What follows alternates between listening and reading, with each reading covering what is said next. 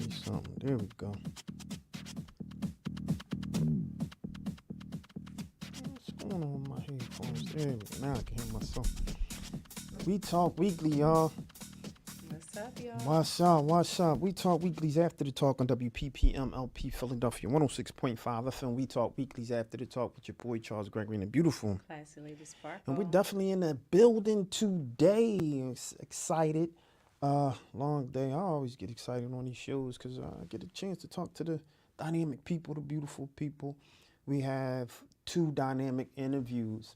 I think lately we've been having a lot of people within a political sector. And I like that we're being able to ask them about the things that they want to do for the community, right? Yeah. And potentially hold them accountable. And I think that's hard for people to do if they can't touch these candidates, right? Or the people that want to run in these leadership positions to represent the people, the citizens of Philadelphia. And I'm glad that we get the opportunity to do it. You know, we've been working pretty hard with trying to solidify this grassroots feeling of having candidates here on the show, We Talk Weekly. And we've been pretty successful at it. In fact, a lot of the candidates who come generally, not saying that they got the, the We Talk Weekly juice, but generally. That's what I was going to say. No doubt. I mean, honestly, you can play the tape back, but Yeah. Isaiah Thomas is one who said That's right. he said he was, campaigning for a long time, never right. won. And he was like, listen, I'm not giving up, but I want to come on here because I feel like I'll right. get some good juice. That's right. And his next announcement was he won.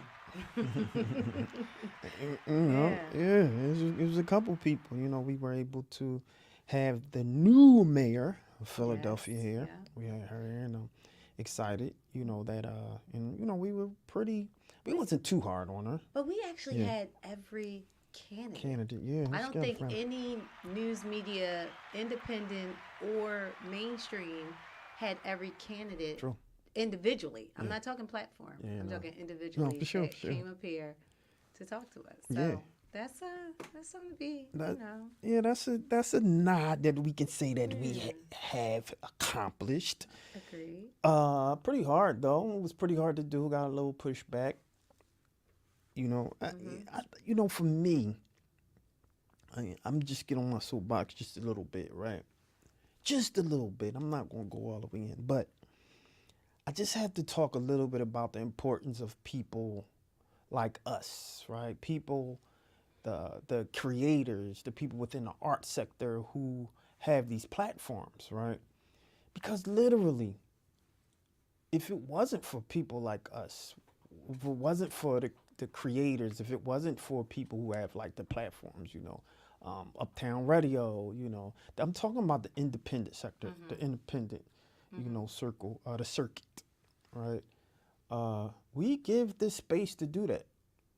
We give the space for them to come and, kind of flex their, spread their wings a little bit, flex who they are, give them a platform to talk and flesh some things out that they couldn't necessarily say on mainstream. They're right? not muzzled. Right. Yeah. They're not exactly You don't right. have a muzzle on your mouth. And so, or we don't right. as much too, neither. Yeah, that's true. Jay, that's true too. So we give them the ability to talk at length.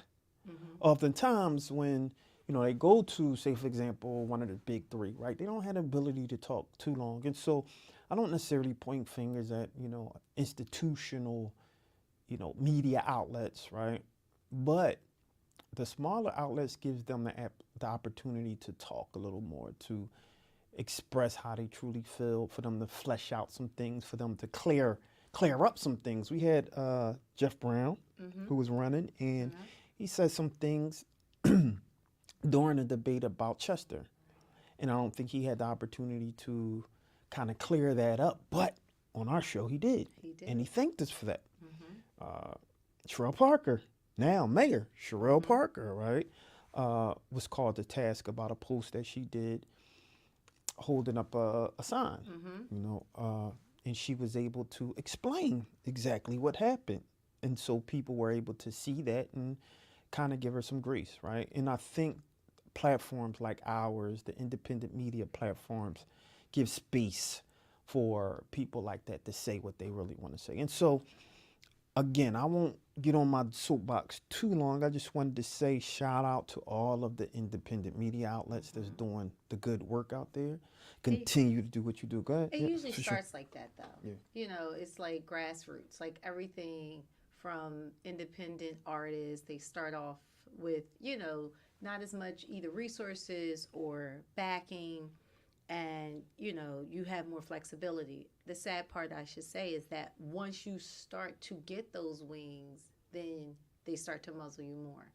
So although that's where it seems like everybody is trying to reach that pinnacle of not having being muzzled, but once you get there, you realize, hey, this may not you know, it may not be where I wanted to be during it, you know, that time. So yeah, no, for sure, for sure. Well, so is that our guest? I don't know. Okay. And so we're waiting for our guest to come in today, but I'm excited. We had a dynamic day. It wasn't too cold today either. So I was excited about that because the weather was horrible, right? The weather has been horrible. I don't think Philly gonna get like it used to be. Yeah. No.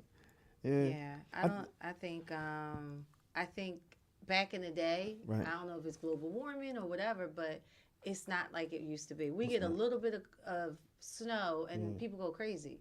Yeah. Like in the supermarkets and everything. Yeah. That's because we haven't had snow in, I want to say like 3 years. We finally got snow, though. It snowed pretty good. I was excited that we got the amount of snow that we did get. Mm-hmm. You know, people, I don't want no snow. I wanted some snow. I like the snow. I like to have the snowball fights, you know, take the folks out, have fun in the snow. Like, yo, that was the time having snow. When I was young, right, and I hate to sound like one of the moleheads, right, and I know some of y'all can remember, it was, I can't remember the actual year, but we literally got almost 20, 30 inches of snow. It was crazy. I mean, literally the snow was up here, right? And we were, well, I was short. So, you know, to me, it was like to my shoulder. And we was digging, you know, a path through the snow, through the streets. Nothing was running. The buses wasn't running. And so if you had to go to school, you had to walk through 30 inches of snow just to get to school. And so that was one of the things. You know who you sound like. I know, that's what I said. What? You know how the kids be like, I just said that. See, I just said that. I said, I don't want to sound like, you know, I'm an old head or nothing like that. But when I was your age. Too late. You already sound like that. When I was your age. I know, right? You look too young to be. Yeah, but look, but you know they say black don't crack. You know? Right. And so, but it was literally 30 inches of snow, and we walked to school. Clayton. Connie Clayton. Yeah, rest in peace to Connie Clayton, right? Yeah. Rest in peace to Connie Clayton. Your mom be like, put on 2 pair of socks. You better put on 2 pair of pants. Like, what? I know, right? Yeah. That was the thing, though. But I was excited. I was excited to see some snow. I like the snow. I'm not mad at the snow. I got to do all the shoveling, you know, the shovel. But it's cool. I'm not mad at the snow. I'm not mad at the snow. Yeah, you cool? I don't like the snow. I should not have been born in Philadelphia. I should have been born somewhere like Florida or Phoenix, Phoenix, Arizona, somewhere warm, because I can't stand the cold. Like, I want it 90 and up. Oh, no doubt. Okay. That hot. Yeah. All right, so let's jump right into it. You ready? To my day? You ain't even asked me about my my day. bad. Yeah, let's go. Let's jump in it. How was your day, Spark? How was your day? Like, when we get right into that, how was your day? I had a good day, but I want to ask you a question in place of my day. Here we go. All right, here's my question. Mm-hmm. So, what do you think? I'm gonna just tell you. I'm gonna just be transparent. I've been divorced for 7 on the beat. I've been divorced for like 10 years, right? Right. I have 4 beautiful children from my Shout union. out to the babies. Yep. Sure. I got 3 grandchildren. And my kids was like, Mom, we want to take a family photo. And I was like, okay, when we going? Like, I'm thinking it's just me and the kids and the grandkids. Okay. They was like, no, we want Dad, me. They want everybody. Everybody. Mm-hmm. What are your thoughts that now this family, no longer together. Right. And let's just say each party is now having a significant other. Right. Should you take a family photo? I'm talking professional. I'm not just talking like cookout, y'all stand there, I'm talking, what's your thoughts on that? Interesting. I mean, that's hard for me. I mean, I'm one of the. No, really. What would you say if you know when sometimes in relationships as you get older you're not with the person that you started with. So if your woman had previous children, previously married. They said, "Wow." And I know, right? huh? No, somebody said, "Wow." No, go ahead. No Oh, doubt. I'm saying from my question, I wanted to know what would somebody's what would your who said wow? Like why you say wow? And like Look, you let want to me- call in and answer. tell me, 215-923-9776. would you allow your girlfriend, wife, significant other? No. See, what would No. you said no? No, I'm sorry. If So I don't the- mess with you no more, I don't mess with you no more. I don't want. I mean, I get. Yeah. We do stuff for the kids. I get it. Right. Maybe you can do some green screen stuff and you can put that in Yeah, later. the but CGI. I don't. So yeah. okay, all right, that's one side. No, You're but not again, gonna do it. but- So but- if but- she wants to, right. are you allowing her? That's the flip side. You're Hold on. saying, Hold on. If who is the she?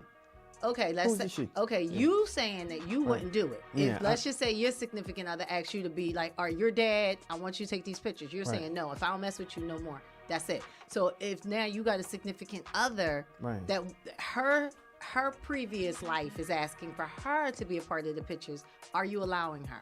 I mean, I don't own her. She can do what she want. Like I ain't gonna be Okay. like, no, you can't. No. I mean, you got Do men. you, No, boo? you got men that say no. Nah. I'm not. See, you I know. don't. I mean, I was never like that type. You ain't doing it. I mean, So she gonna be standing with her ex, the kids. hold up, okay. hold up. Who's calling in? Somebody calling in. They like, hold on one sec. So check this out. All right, let the call come in, cause yo, what they gonna say? You want We Talk Weekly? How can I help you? So I'm calling in. Calling in. All right, We Talk Weekly. You want I live? am. Yes. I'm calling in. Since I know you kind of know, based on the conversation, Okay. that in your family, that would in your family that would be acceptable. I don't know how it would be with the significant other's family, the female. Right. But I just think that the kids are looking for something Okay. that they feel would create something for them. I think that if they're asking for that, maybe you might want to find a way. Okay. I could go if they And asking for that. That's how it happened. Right, Is this Darlene? This is my plea. Dar. And yes, Hello, and dear. I recognize that voice. And that's exactly what it was. The kids are asking to have this. So it's not like the parents are asking. They're asking Right. to have this in their arsenal or whatever, their picture book to be like, this is what they want to look back on. So, and it has value for them. It Yeah. has value. It's valuable to them. right. Okay. So, Oh. all right. So you're saying you would do it. I would do it, and I'm saying that because you already know me, and you know that in my family, we always stay connected, whether we were together or not. Mhm. So when kids see that, that's something that they can duplicate without all kinds of anger and kind of nonsense. So if more kids saw that, and if more kids felt that way, then we would have less conflict. I agree. All right. Well, thank you, Dar. I appreciate that. So That let's input. talk, Leon. Thank you. Thanks for calling. Continue to call. All We right. love you over here. All Take right. Love you. All right. All right. care. Yeah, Now, so, okay. let's What, the dashboard? Hold on. there you go. All There you right. go. There you go. So Mhm. here's the other thing. My thing also to add to it. Now, one of the grandkids was at Turks and Caicos, so she couldn't be in it. So they like, can we do a redo? No, Okay. I'm not doing this again. So hold on. So all right. So you took the picture. I took the picture. Okay. So y'all just took the picture, but Right. one of the kids was away. One of the grandchildren were away. Okay. And so They they was want to get like- the picture again. I was like, I'm not doing that again. I got you. Because guess It- what? It made you There's feel one- uncomfortable. Well, nah. When they wanted me and the dad to Right. just take us a picture, All right, I right. was like, for what? Now, why do you need that? I don't know. Like, you know Okay. what I'm saying? Like, Well. they again, it was because that's what they was like. They wanted for their. All right. All right. So I want you to prepare. I Trigger hear. moment. This is trigger All moment. right, what? Okay. I want I'm you to listening. prepare. I'm All right. prepared. All right. We love mom. Yes. Yeah. We Yeah. love dad. Yeah. All right. Would you have liked to have a picture with both of them in that picture right My. now? Oh yeah. Oh yeah. My dad wouldn't do it. But I'm asking you, Yeah. would you have because I remember, we're talking about your kids at this point. Yes. So you are your parents' child. I asked my parents. No, but I'm asking you. That's what I'm saying. I No, would no, have no, no. We're not loved talking about them right now. We're talking about you as a child. as a child right now. The At- sparkle we know today, right Yes. now. Would you like to pull out a picture right now of both your mother and father together in a picture? Would you have liked to see that right now? Yes. Okay. I That's have your the, answer. Right. I have their picture, but they were younger when they were together. No, I we're want one from No, them now. because we're talking Yes. about now. now. Yes. Right? I would love There you I go. would love that. So that's Yes. your answer. Because that's what that's what they want. Yeah. Yeah. Hey, same thing. Yeah. Yeah. I would have loved to have that. See? There To you be go. like, here's the two people that created me. There you go. All right. So There you go. But to your point though, because if it was me, I don't want to no. Look, your mom. I don't. Maybe. no, I Yeah, don't maybe. know. You're an Aries, so you know what I'm saying? Nah, You- yeah. Aries don't forgive like that. Nah, Y'all gonna, it's yeah. hard for me. It's hard for me to do Yeah, that. you ain't gonna do it. Yeah. Nah, yeah. Because most of the time, I won't say like there has been a few relationships that I have had that we are still pretty. We're okay. Okay, but did y'all share? We don't share any kids. or nothing Okay, like then- that. But I'm just thinking Hmm. if I had kids with someone and they asked to. Nah, Yeah, nah, it's different when you have the Yeah. kids. Yeah, I'm nah, for sorry. sure. It's Nah, I like got it's you. different when you have relationships and you're no longer with the person. yeah, Y'all yeah. didn't No, share you're right. children. It's No, you're right. different. No, you're It's- right, Yeah, yeah. yeah. All right. All All right. That was my question for Yeah, how was your day? How was your day? It was good. It was good. It was like I said, it was busy. Always preparing for the show. Had the opportunity to. It's a few things that I'm doing, right? And so we're talking a little bit about fashion. Kudos to all the fashion folks. I That's have an what's event up. coming up and a photo shoot coming up February 1st. I have an event coming up February 1st. I'm gonna have to work this out. And so I'm just excited. So shout out to the Blue Jacket. Can we get some audio with this, yeah, like let me the see if I hand bring- claps? I know, I know that. Hold on, somebody. So yeah, so what I'll do is, what I'm gonna do is post probably when we talk weekly this event that's coming up February 1st at Hard Rock Cafe, and I'm excited about this event because it's for good cause. And then we have to check ourselves out. We have to go to the doctor, get checked out. Yes. You talking Period. about what? Prostate, All of that, colonoscopy? all of that, Yeah. all of that, all of that, all of that. Yeah. Because we're checking out. And a lot of the reason we're checking out is because we're not catching things early. Mm-hmm. And a lot of the issues that we do have that may force us to check out can be remedied if we caught it early, Mm-hmm. but we catch it too late. And so I actually have started scheduling all of my stuff. Because I mean, I plan on being here for like another, 50 years. Yeah. You know. Yeah. At the very least, right? Yeah. I watched this movie. It was, I don't know if you've seen it. If you've seen it, call in 215-923-9776. It was about centennials. Mm. Mm-hmm. People who live to 100 or more. That's gonna be me. And God yeah. Shukran. Inshallah. Inshallah. Inshallah, right? Inshallah. And so literally they were this gentleman. Yeah, that's real. No, for sure. She said that's real. Mm-hmm. And so literally this gentleman looked to be maybe 65 at best, Mm. 102 years old. Mm. Blew my mind. Mm. Blew my mind. And a lot of because they asked, well, what keeps you so young and energized? What keeps you, you look not a day over 65, 70 at best, right? You're 102 years old, walking without a cane, riding on a horse, still doing, hard labor, so to speak. Right. How are you doing this? he said it's just, I mean, he still drink. It's like he drinks too. I mean, he's not a lush or anything like that, but he drinks. And his response was that he just continues to work and he doesn't stress. That's what I was going to say. I think that's the key. Kindness, the heart. Yeah. Kindness. He loves everyone. He doesn't stress. He eats pretty much. Their diet is pretty good. They don't eat heavy stuff, and he still eat meat.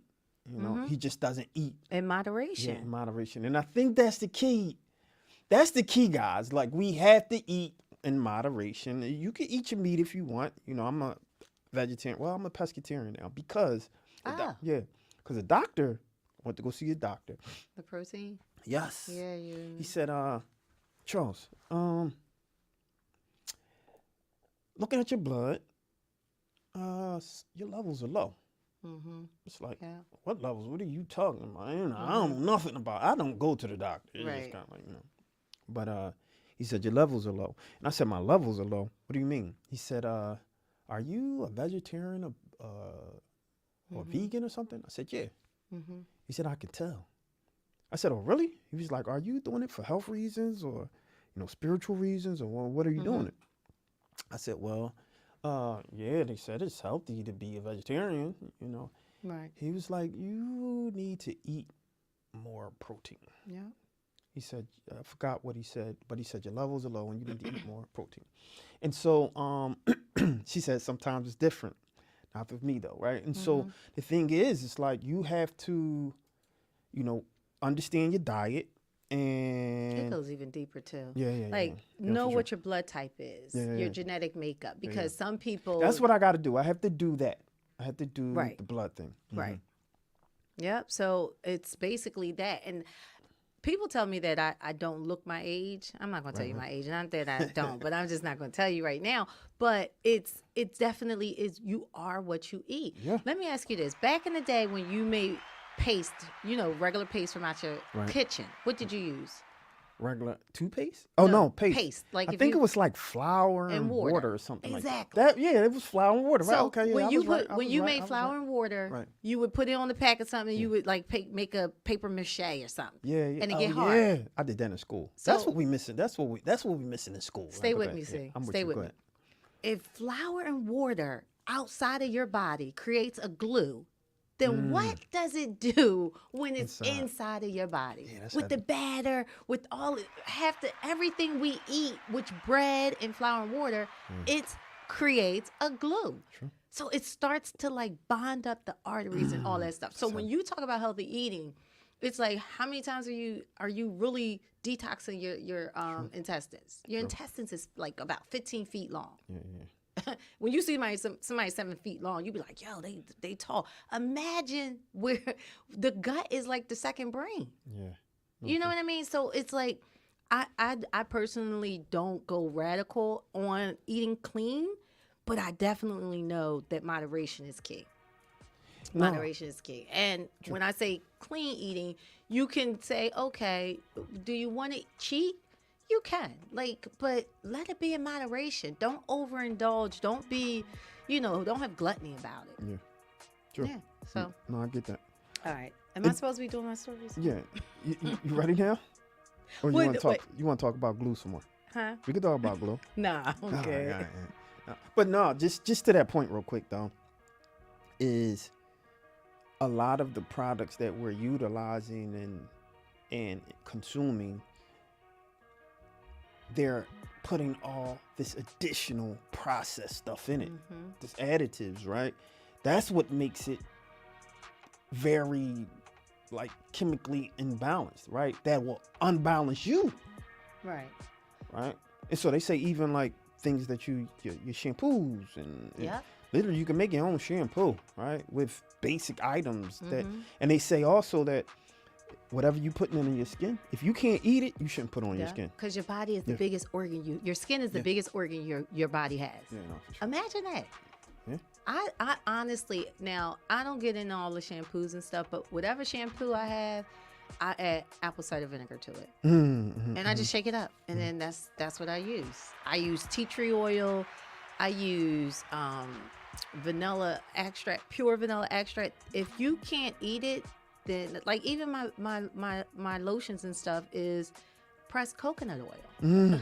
Like I really use those things. The soaps I use, like my daughters use all these different kinds of soaps. I'm not saying I didn't do it at one time, but I use African soap, like black soap. Okay. Yeah. So, and I mean, it works for me. Do you sell it So- at your store? Yeah, I do. Okay. Yeah, I do. There you go. I do sell black African soap at the store. There you go. See, that's what I'm talking about. Yeah. We gotta make sure people know how to get this good old stuff. Yeah. You know, take care of themselves. Yeah, I use it on my face. Like, I mean, it's just, it helps. And I do, one thing I also do is I ice my face. Yeah, I heard about So that. I used to take it and put it, and this was years ago, like put it in a bowl of ice and then just let my face sit in it. Okay. My mom was ahead of her time. She used to get an aloe plant, cut Pasta. that open, or she would take just the yolk from the yellow or the white from the egg, yeah. put it on her face, wash her hair in mayonnaise and beer and just all those things. And I was like, what is this woman doing? And here I am doing it. But I do. I take this little contraption that you put lemon water in and I ice my face. I do it like every other day. Okay. And that's it. Yeah. Oh. Yeah. Yeah. That's good news. Yeah. All right. You ready for the stories? Come on. That's good news. You ready? I'm ready. You sure? Yes, I'm positive. All right, give it to me early. Okay, in a tragic turn of events, the life of Kashida Jones, a 36-year-old devoted mother of 4 daughters and respected former corrections officer, her life was cut short on November 17th. Did you hear about this story? I didn't. Okay, Kashida's car wasn't running well, so when she went to her parents' house on Ogons Avenue in Philly to borrow their car, her dad decided to rent her a car while hers was being repaired. And the dad was on the phone with her when she got in the rental car, and that was the last time Mr. Jones spoke to his daughter. Wow. She was shot on the 800 block of West Venango in Philadelphia. Kashida just purchased a 3-bedroom house on Gilbert Street in the East Mount Airy section of Philly, and she was a 2004 honors graduate of University City High School. Her children now have to live with their grandparents. Oh, man. Her death went largely unnoticed by the broader community, receiving only brief coverage in the local media. Weren't we just talking about that? That's right. I mean, she got close to none. Like, this was in November. Yeah. And a lot of people, you didn't hear about it, did you? Didn't. The disparity in attention highlights a systemic issue in the media's portrayal of deaths, particularly those of people of color. Despite her significant contributions to law enforcement, remember I said she was a corrections officer in her community, her story still remains untold. There have been no witnesses and no leads. So if anyone's hearing this story and knows about something with this, call your local police within the Philadelphia right. and try to help bring this family closure to some justice for them. Yeah. Hold on. All right, and more news, sad news. Dexter Scott King. He's the son of the late great Martin Luther King. He's the one who strikes a resemblance to his iconic father. He passed away at the age of 62 after battling prostate cancer. See? Didn't we just talk about that? 62 is young. Yeah, 62 is young. His wife, Leah Weber King, confirmed his peaceful transition at their home in Malibu, California, expressing admiration for his courage in facing the disease. Reverend Bernice King, Dexter's sister, conveyed profound sorrow at the loss, seeking strength during this challenging time. Martin Luther King III, the eldest surviving child, expressed deep shock and requested prayers for the grieving family. Dexter King was a Morehouse College graduate, and he played a pivotal role in safeguarding his father's legacy as chairman of the King Center, dedicating his life to preserving Martin Luther King Jr. intellectual properties and continuing his impactful work. So that's Yeah. And men, if you're listening to this, signs of prostate cancer are a decrease in sexual libido, erectile dysfunction, going to the bathroom at in the middle of the night all the time, especially if you're not drinking large quantities of beverages or liquids. Those are different signs, and tenderness down there. So I think what men do is that they get upset because they think what the process is in checking the prostate. That is like they have blood work. You could get blood work, and it's called a PSA. The PSA tells you what your prostate, it's called the Gleason score. So it'll tell you if you have a high, low, or mid where it's supposed to be, Gleason score. So if you are listening to this, instead of you thinking that you have to have the rectal exam, that's not necessarily true, or even having am I getting a little too? No, okay, even having I think it's a good story. the Keep scrotum, even being felt to see if there's an enlargement. But also men should do that, just like a woman is supposed to do her own breast exam and feel the breast to make sure there are no lumps or no changes or anything that is like a dimpling of the skin. Men are supposed to do the same thing with the scrotum. I mean, if you're not doing it, have your partner do it. If that's what you want to do, just so that you can be aware if there's anything changed, because you want to make sure that you're looking at yourself and you're investigating your body before it's too late. What's that test called again? It's called a PSA. A PSA. I just did that. Yep, PSA screening, and that's a blood test, and it'll tell you what the Gleason scores are to tell you if it's too high. It can start to see if there's things that are.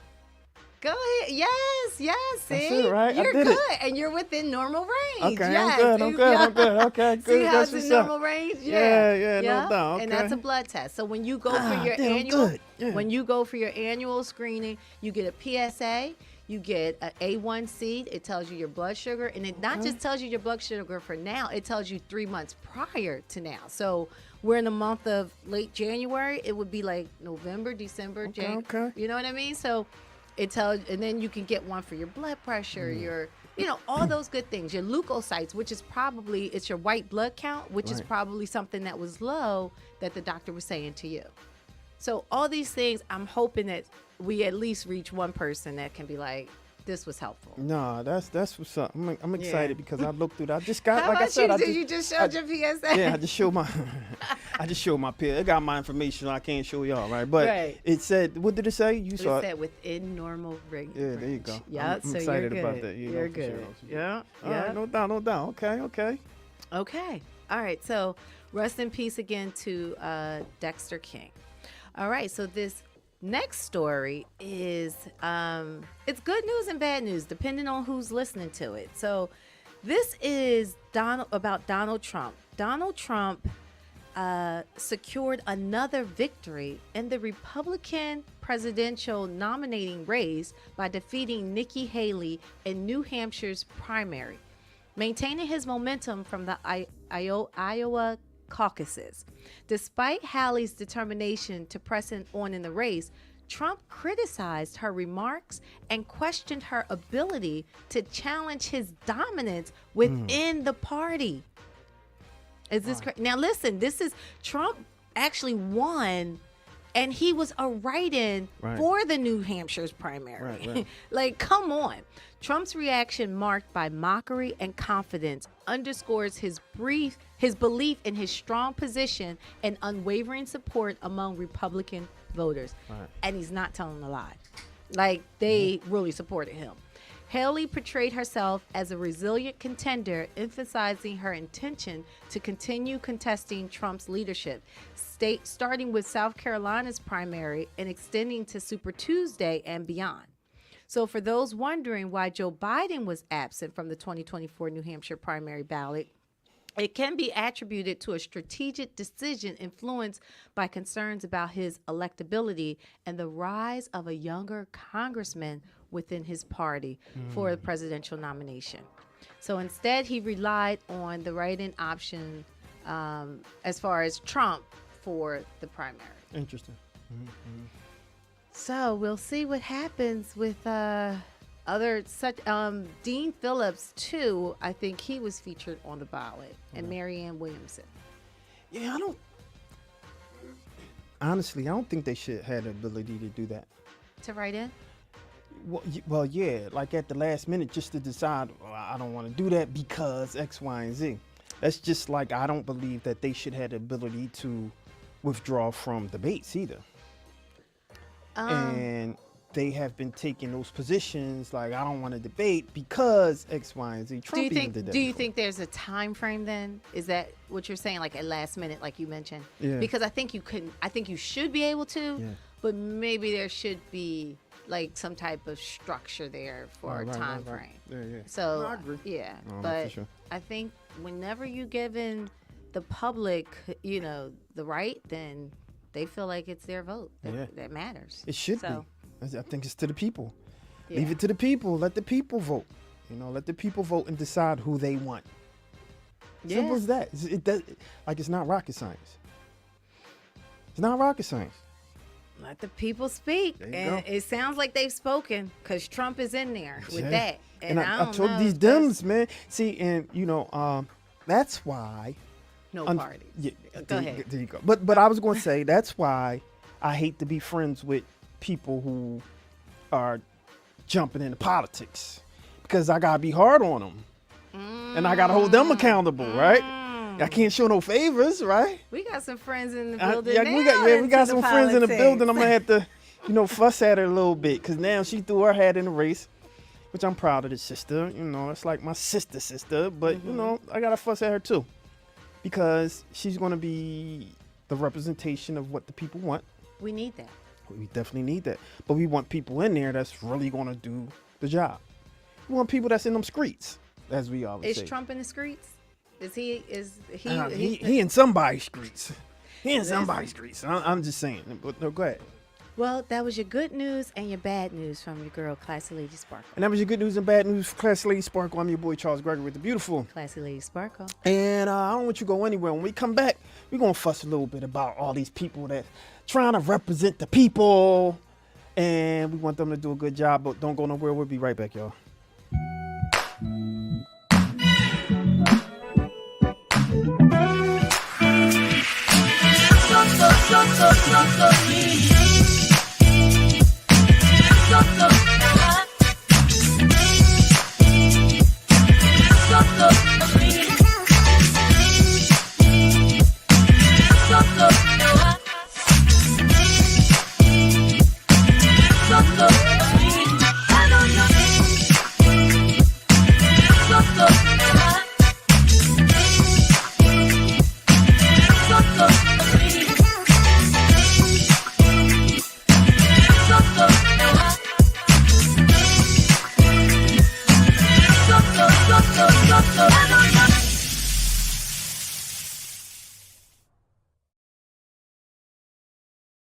I'm LP Philadelphia 106.5 FM. We talk weeklies after the talk with your boy Charles Gregory and the beautiful Classy Lady Sparkle. And I don't want you guys to go anywhere. We are now at one of my favorite segments of the show. And why am I at my favorite segment of the show? Because this is where we interview the good old folks, man, and try to see what's going on and what they're doing and what they're up to. And so without further ado, Spark, who do we have today?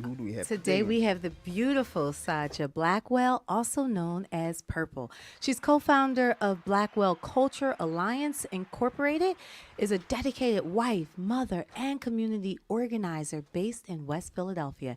As CEO of Progressive Quality Radio 1, she has pioneered Philadelphia's first online radio show, covering a decade of local politics under both Mayor Michael Nutter and Mayor Jim Kenney. Ms. Blackwell's commitment to public safety is evident through her creation of the BCA Actionists, a town-wide group actively combating gun violence and inspiring similar initiatives citywide. Y'all already know what to do. Let's give a warm We Talk Weekly welcome to Miss Sajda Blackwell, also known as Purple. How are you? Peace and greetings, family. Peace and greetings. How are you, my sister? I'm excited. I'm ecstatic to be here. I'm energized. I'm ready to win. I'm ready to fight and win for my people. Okay. I'm up here because West Philadelphia is not currently being represented in our state level. Excuse me. So I want to make sure that we get that representation. Right. Our Absolutely. people need the power back in their hands. I know that's right. And that is why you have Sajda Blackwell here. Your citizen community ready to fight. Right. Yeah, you've been fighting. You've been fighting. Now me and you gonna have to fight for Let's it. go. Let's go. Let's go. That's what I like. Yeah. And so why now? Why do you feel like it's your time now to get out there and be the representation of the people, especially in that's where I'm from, right? And so especially from the people in West Philly, why do you believe this is a good time for you? Well, I don't. It's not about I. It's not about me. Okay. It's about we. Right. It's about my people, my community, and my neighbors who have asked me, who come to me every other Saturday and say, hey, Saj, hey, Sajda, hey, Purple, the house next to me is falling down. Yeah. I reached out to my representative, but they weren't available. When they say, Saj, I don't feel like my children are learning in school. They're not getting the tools that they need to be successful adults here in the city of Philadelphia. Yeah. What can we do about that? And I say, you know what? What we're going to do about that is we're going to teach our children money. Yeah. And we're going to teach financial literacy, because that's what I'm currently doing in programming, creating curriculum for our babies to learn money, so we can stop teaching poverty in these schools and instead teach financial literacy to our youth. Right? Because if we teach financial literacy money to our young people and make them financially literate, then we will create financially literate adults, and we will break the chain of poverty here in Philadelphia. Not now, but right now. When my neighbors come to me and say, hey, Purple, not only is the property falling down beside me, but now because it's abandoned, then nobody's maintaining it, I'm having flooding in my basement. I reported to LNI, but now what do I do? Yeah. I can't go to my people who are currently in office, but they're busy. So I get on the phone and I call their people in office and say, listen, we have this homeowner who's now having anxiety issues because she hears rats and raccoons next door or trying to get inside her house. Yeah. These are quality of life issues that we actually have in West Philadelphia that are not being addressed. So every time that my neighbor comes to me and I have to tap into my resources to help them, I'm like, you know what? Every time. Yeah. And they're not saying, Purple, help me, and then they're going away. They say, Purple, help me, and now how can I help you? I need you to continue helping me on a level where you can have the resources to really help me. Because Purple right now, helping community donations to help clean up the trash or help cut down the trees or when things are like that, when things are happening, Purple pocket's getting low. Yeah. I'm saying? Because I don't have the maximized resources to do it out of pocket through my nonprofit, although we still try and we still fight and we still do. Right. But if we had, my neighbors tell me, Purple, if you had bigger resources, you could do so much more for so many people. Yeah. You've fed over 200,000 people since the pandemic. But if you were in office, you could feed 200,000 more. That is why I'm here. That is who asked me to run. My community, my neighbors, because I'm simply their sister in community. Yeah. But who am I to say no to my neighbor? Yeah. I had the question I had is that we just got our elected 100th mayor of Philadelphia, first woman, which you all helped. Black woman. You all helped to get in. You take the credit. We need that credit. Take the credit. They don't give us the credit. Well, we're going to take the credit. Yeah, we're going to take the credit. Absolutely. One of the biggest things here in Philadelphia is crime. Yes. And that was one of the things that we talked to our new mayor, Parker, about in regards to, what are we going to do? I just read a story about a mother of 4 daughters who got shot on November 17th. No leads. There's no witnesses. There's nothing. And this young lady was a corrections officer. She was an honor roll student at University City. I mean, how can you give into the law enforcement and now everything is silent, as what they say, crickets. What do we do to now equip our community to not be scared, to be able to talk up, to say, hey, I want this to stop? So although we have these resources, what can we do now to make them feel safer in order for people to be safe? Great question. Yep. We have to get involved. Because nobody, it's 2023. 2024, right? There has been no real change in crime since Rizzo, since Nutter, since Street. The numbers have very much been the same. Off by 100 here and 100 there. 200 when Kenny was just in office, So this is not a new situation. Right. But what is new is the regularity of what we're seeing, because we have social media that makes it all so much more tangible. Those news reports are so much more demandable because we can see, touch, and feel them, right? We can see, touch, and feel the murder. but we have to get activated. If we, the community, say, okay, Miss Sherelle Parker, or not even Miss Sherelle Parker, Mr. 18th Police District, we have to go to those meetings. Yeah. We have to tell them what we need you to do for us, not what you think is best to do for us. That's it. That's key right there. And I think because one of the things that has been happening is there has been a poll that says the people believe that the politicians are missing the mark with what the people want, right? Right. You're not speaking to the people. You're not. That's it. You're just coming out the blue or sitting at the table with all your friends saying, hey, we see this. Let's make this a talking point, right? You need to talk to the people, which I commend you for doing, because literally you are talking to the people. Right. So when we talk to the people, right? When we talk to the people, Not at the people, talk to the people. That's right. We talk to the shooters. Yeah, We talk there we to go. the victims, who are often the same people. Yeah. And we ask them, what would it take you to come off the street? Yeah. What would it take you to stop pushing that pack? You know what they say?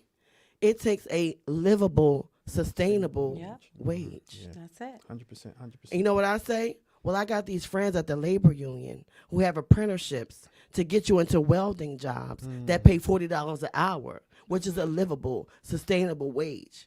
We have work-ready programs that will pay you and teach you to be skilled, trained, and literate to do the jobs. We can do that right now if we utilize the resources that we have right now.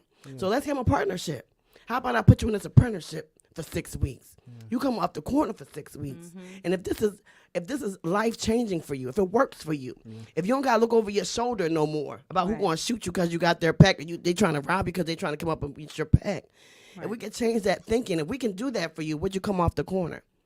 We've had 15 to 16 young men say, yes, I will. And yes, they have. So you have to be the change that you want to see. You have to push it along. You cannot sit in an office, in anybody's office, whether it's a DA's office or, mayor's office or wherever you at, and push a pencil for years and talk about, this is what you should do. Yeah. One of the things that I think people in these leadership positions that are trying to represent the community, I believe that they have good intentions. The problem that I'm seeing is that no one knows. Yes. So if you don't promote or advertise or come on a platform like this to support independent media to explain like, yo, these are opportunities for the people, then what do you do? What do you do? You just run in place. You run in- continuing to saying that I have these things, but no one knows. But if they don't know, then one is a fool to what they doesn't know. Let me also bring up one point as well. People say that I am naive. Sometimes am I thinking you because I have all these out of the box but in the box ideas. So here I say, for people who say I should stay in the box, right, with gun reform, right? I believe that gun reform is truly necessary because why is it easier to get a driver's license than to get a gun than it is to get a driver's license? Why is it easier to get a gun than it is to get a driver's license? That's true. Where's the training? Where's the required That's where- documentation that you learned how to, where's the requirement, the same requirement? Then There is an answer to it. right. Go ahead. So now where's that requirement? But again, then why is it so easy? How about this? How about if the guns are so easy? How about we make the bullets unavailable? That's right. How about we target the ammunition? Because if you can't get the bullets for the gun, who you going to shoot? That's true. Let's It's easier to get ammunition than a gun, though. And so I think right. that's where it is. That's where the problem That's is. where the right? problem is. Yeah, I got Why you. can you buy 200 rounds of bullets Yeah. for this gun? Yeah. Right. Yeah. Let's think, okay, we're trying to stop the guns, but if we can't stop the guns, let's try to stop the ammunition sales. Make it very increased. If you want to buy a gun for $1,000, the bullet should be $5,000. Let's think out the box or in the box. Interesting. Okay, so I just want to back up because I believe that we just jumped into it. You was ready to rock and roll. So I want people to have the opportunity to know what your platform is, right? yes. So why don't we start there and talk about what your platform is, what can people expect from you, and what you're running on? Right. Well, good evening, family. I am your sister in community. My name is Sajda Blackwell. I represent a neighbor in West Philadelphia. I'm a block captain on the 5200 block of Sampson Street. I am a non-profiteer who works in the heart of City of Philadelphia, and West Philadelphia in particular. And I am running to be the next state representative of the 10th legislative district in West Philadelphia, which is a new legislative district in West Philadelphia. I am all about, as you said, boots on the ground solutions. So my platform about gun violence is not just let's reform gun violence. My platform is let's lift up our community watch groups. Let's start community watch groups. Let's be active in making sure that our neighborhood is safe. Because if we have each neighborhood block by block patrolling, concern, not patrolling is the wrong word, but watching and caring about their community, then something that nothing can really come out right into your community without being seen. Hold that thought real quick. We got to do station ID real quick. Yes. You're watching and listening to We Talk Weekly After the Talk on WPPM LP Philadelphia. 106.5 FM We Talk Weekly After the Talk with your boy Charles Gregory and the beautiful. Classy Lady And Sparkle. we're here interviewing someone with whom I have a tremendous amount of respect for, Miss Sajda Blackwell. There you go. I'm sorry. I just had to do that. No, there's no apologies here. But listen, this is great that you have to do that. What a great problem to have, to have to read out your station ID number. You understand? Because you are a black entrepreneur. You are a black boy joy. And that's what we're lifting up here at WPPM. No doubt. Early and often.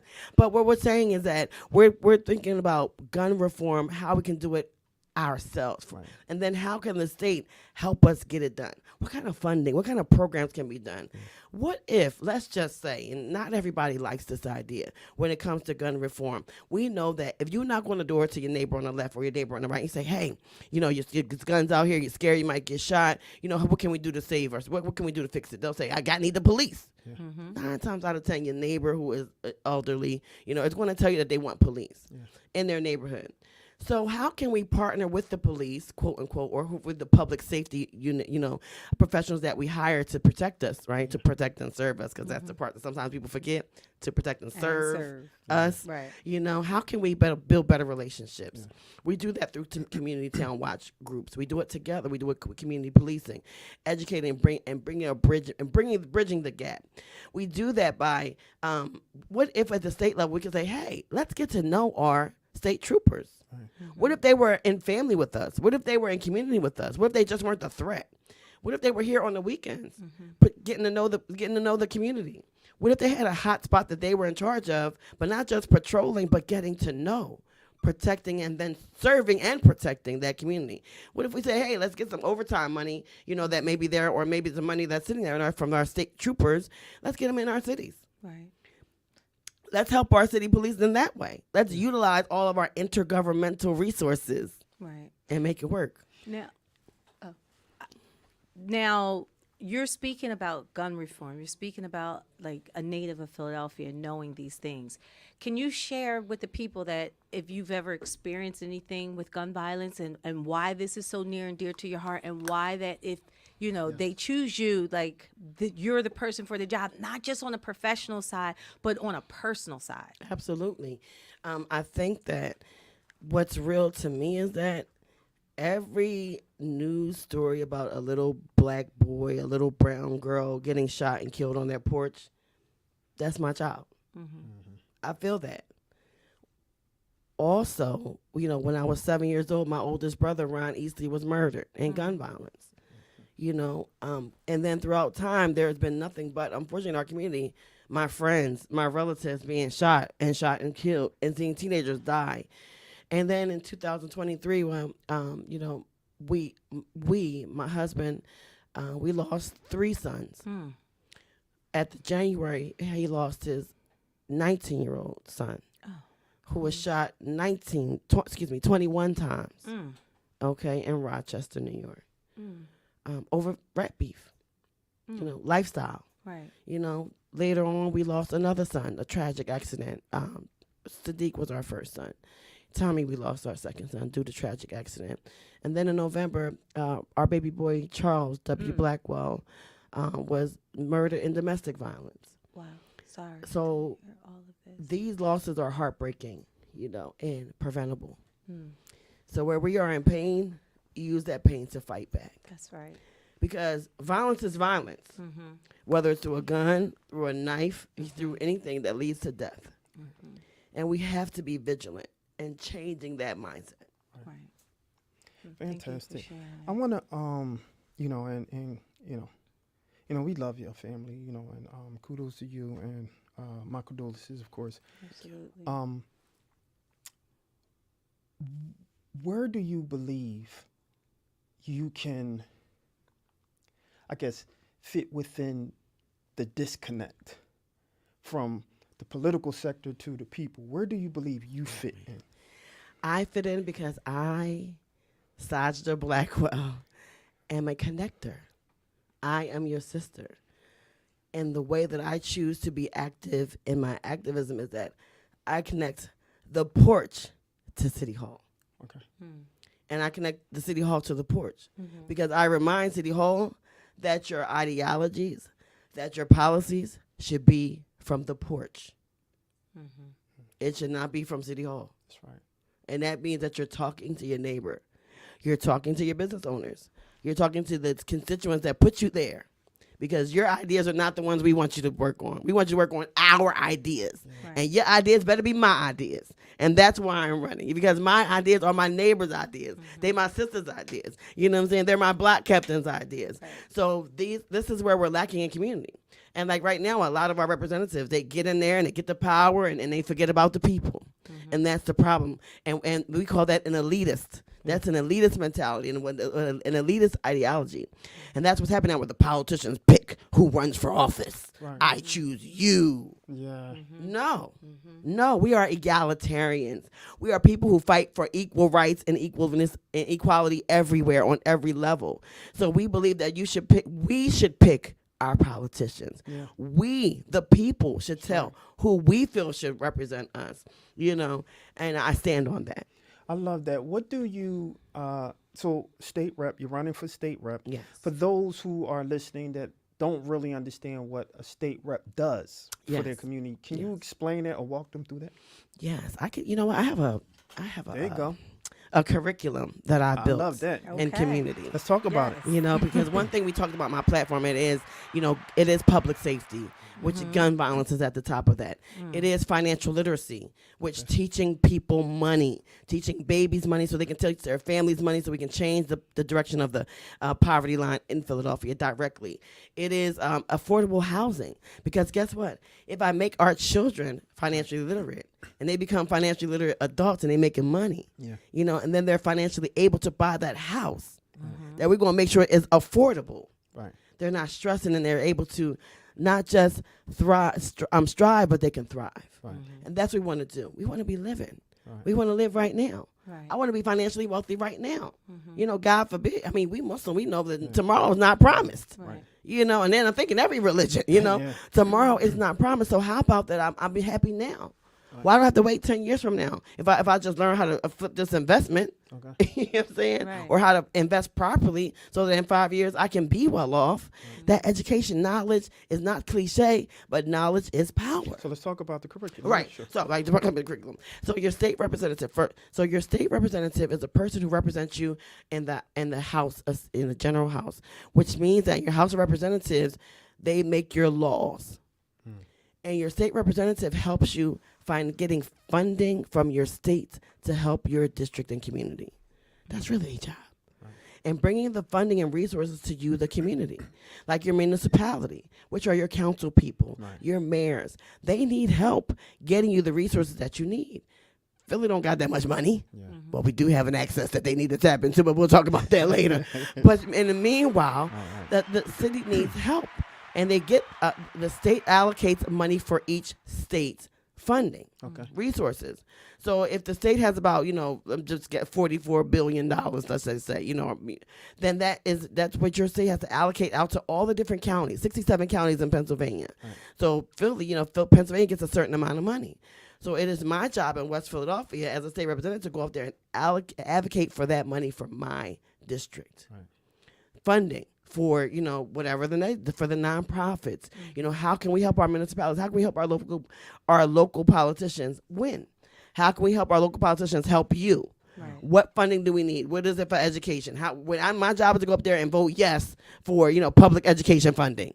You know, that's what we need to be out there fighting for. You need to go up there and fight for, you know, we need to fight for better SNAP benefits. How about we change the requirements to the SNAP benefits? How about we lift the limits up, because we know we all have broken inflation is real. Right. You know, how about we get in there and fight for minimum wage to raise, really, although they are fighting for that. Right. But there's some people up there fighting, playing games in the middle. We voted you up there to be the Democrat, but you up there being a Republican, holding up the money that we need for our nonprofits to be funded down here. So you're playing governance games up there, and we need you to be filling our pockets games down here. So this is why I'm running, because right now we do not have a voice. Because right now people are more worried about filling their pockets and being self-edifying and being popular and being in power than worried about my people and forgetting that we have the power. And you also mentioned that it's a new district. It's a new district, yes. Which happened when the census came. You know, every 10 years a census comes, and they evaluate how many people are in your area. And if you have a growth of people in the area, that means that you may need more representation. So then your district can grow. It can get bigger or smaller. They can cut it up and say, oh, you know what? There's too many people in this district and not enough representation. Not enough people up there fighting for the funding, you know, the resources that they need. So let's split it up and make sure another representative over here to carry at least 62,000 people. You know, it's like that. So that's what the census does. It sees to make sure that people are getting services. And so in this situation, it was in the 190th, which is another big district in West Philadelphia. It was too big. Growing, swelling, you know, new people moved in, all types of different nationalities in the neighborhood. So they had to cut the districts up. So they called redistricting. So the census brought in a redistricting, which created a new 10th district because there was a need for representation in this middle part that grew. What's your thought on gentrification? I think that gentrification is not a bad word. Okay. When it's used by everybody. You know? Good response. I appreciate you saying that, because I think it does, and I'm probably guilty with it, but when we say gentrification, when it tends to affect a certain community, that's where the kind of negative connotation comes from, right? But go ahead, I'll let you finish. No, because like you said. Is it wordplay if I say revitalization versus gentrification? Well, because when you're moving people out, I feel like that's gentrification. Well, how about if we reverse the gentrification? What if we moved a bunch of people up into Conshohocken that were dark and brown skin? Okay. That would be gentrification. How about we do it the right way? Yeah, I think with funding, and, you know, and let's. But see, that's the issue, though. I think the issue is that we don't have the funding or the, you know, the disposable incomes to do that other side of gentrification, right? That's right. And so you have a lot of people who are feeling marginalized with a group of people who are moving right next to them and messing with their tax dollars at that point, because they can't no longer afford the block that they grew up in, maybe even third generations. Absolutely. And I say to that, you know, gentrification in certain areas is being done badly. It's being used in the bad word sense of gentrification. And that's happening a lot in West Philadelphia, South Philadelphia. You know, we're feeling it. We see it. But the thing about it is we have to not be boxed out. But if we were financially literate and we were building our knowledge, and so making sure that black and brown people are, here's the thing about equality or egalitarianism. It means that you fight for people to be equal, right? So let's just say I'm equal. I give you $10, I give you $10, give me $10. We all equal, right? Well, that's not really solving a problem. If I gave you $10, but you already got 30. And I gave you $10, but you only got 10. And I gave you $10 and I only got none. See, then it's still a staggered playing field. So we're not really equal. Even though I try to give you equal. It's that we're talking about equity now. Equity. Right. So we need equality on the back of equity. So I need to lift you up. I need to lift you up. You know what I'm saying? So if I lift my people up, let me say it. If I lift my people up, you cannot gentrify us. That's right. We're going to gentrify you. I'm loving your shirt because I just felt that. Team Blackwell. Just do it. Team Blackwell. We just do it. It's a name you know. It's a name you trust, because Lucian E. Blackwell was a God-sent servant to this city. 18 years labor union president. always fighting for the people. So the Blackwell legacy, you know it. Right. I want to share something Yeah. about Lucian Blackwell. I was going to BB Comedies in Southwest Philly. I was in 4th grade, and he let me interview him. He 4th grade. Yep. See I that? went down there, and I had my little tape recorder, and he sat there and said, "Any questions you have?" And I interviewed him, and I have the tape. So, Fantastic. yeah. There's So a lot of, he definitely, But did it's some about the changes. people, Yeah. the people over the power. And the more that we understand that our voice is our choice, is our power, and that every 6 months, but now it's been up because, the next election is April the 23rd. They've moved the primary election up, which we need to know about. Civic education, civically educated. We took out civics, and that's why Sajda wrote to put together a civic curriculum of civics to put back into schools. Why? The reason why we're not voting? Because we ain't being told to vote in school. We ain't being taught. There's no education. I That's agree. true. That's true. Knowledge is power. But if I take the requirement of civics out of your community and out of your neighborhood, and y'all ain't voting, then who got the power? The people who know to vote. You- Ironic, like I can't debate any of that. Everything you said is accurate because it used to be civics in school. It used to be Yeah. It used to be They civics took in it out. school. Yeah, I remember when I was growing up, remember it was, what is a bill? Yeah. Up on Capitol Hill. Schoolhouse Rock. Schoolhouse Schoolhouse Rock, right? Rock, yeah. That was something that was amplified in the schools. To teach you. To Yeah. teach you. And it's What none of is that veto? anymore. None of Like, that, Yeah, man. you Yeah, learn yeah. a lot of Right. what that jargon means. And wow, amazing. So I want to talk a little bit about, because you're talking about being vocal. You're talking about platforms to make sure people know and give that information. I think that's an excellent transition for me to ask you your position on what will you do to support people like us that's within the arts, that's giving these platforms for people to know and people to hear and people to see, people like yourself. What do you have in your plans to continue to support independent, the artists, the people who are really giving the word or supporting civics within the context of the community? Absolutely. Well, coming from a world of arts, right? Coming from a platform where I've managed artists, coming from a platform where I am the first Black woman to own an independent online radio station in the city of Philadelphia, I know the needs of the people. That's right. So, in knowing the needs of the people, I would still get my policies and my ideas from you. And you, Sparkle, and the other radio stations and the other artists, and ask them, what exactly do you need? Yeah. And why can't we unionize in music? Mm-hmm. Let's investigate. Let's revisit these things. What is it that we need to grow? Is it that we need, to be happy, to be protected? Something like what the Grammys does with their Music Cares program. How are artists and musicians protected during a pandemic? Or when they can't travel to get their money, or what those artists right now who are being robbed by venues who are not funding them properly, paying them properly, recognizing their talent. People who are being used and abused, like We Talk Weekly's content being stolen, from majors. Like, how do we protect you? How do we protect our gems, our diamonds right here in the city of Philadelphia? We talk to you all, and we come creatively together, and we make a new plan. And we actually put a change together that we can touch, see, and feel. Love that. Couple more questions. I have one as well. Yeah, go ahead. What can people do? I know you said vote, but it's costly for people when they're running and campaigning. So what do people do if they say, "Hey, I want to, pour in to Sajda Blackwell. Like, I want to know how. So what do they need to do in order to do that? Thank you. First, they need to visit me at SajdaBlackwellDistrict10.com.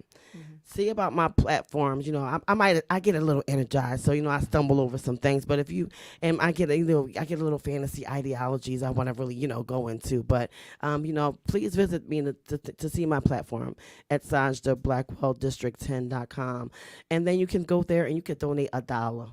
You know, you don't got $1, come donate an hour and help me get signatures. Wow. You know, give me, you got an hour, give me 15 minutes and knock on 5 doors and tell somebody about me, you know, about the work that we do in community.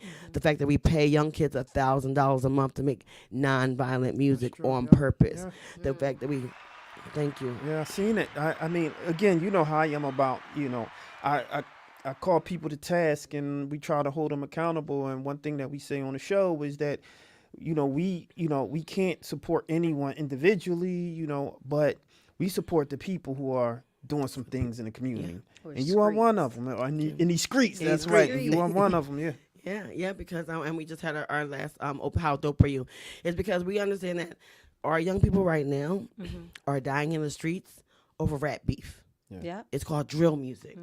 It's where they're drilling you, drilling the numbers up and shooting you over rap beefs and things like that.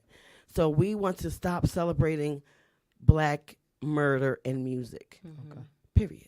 Yeah. Full stop. We want to give Full stop. full stop, and we want to give our alternative to our babies to have something different. You can't just take something and not give them something. So how about this? How dope are you?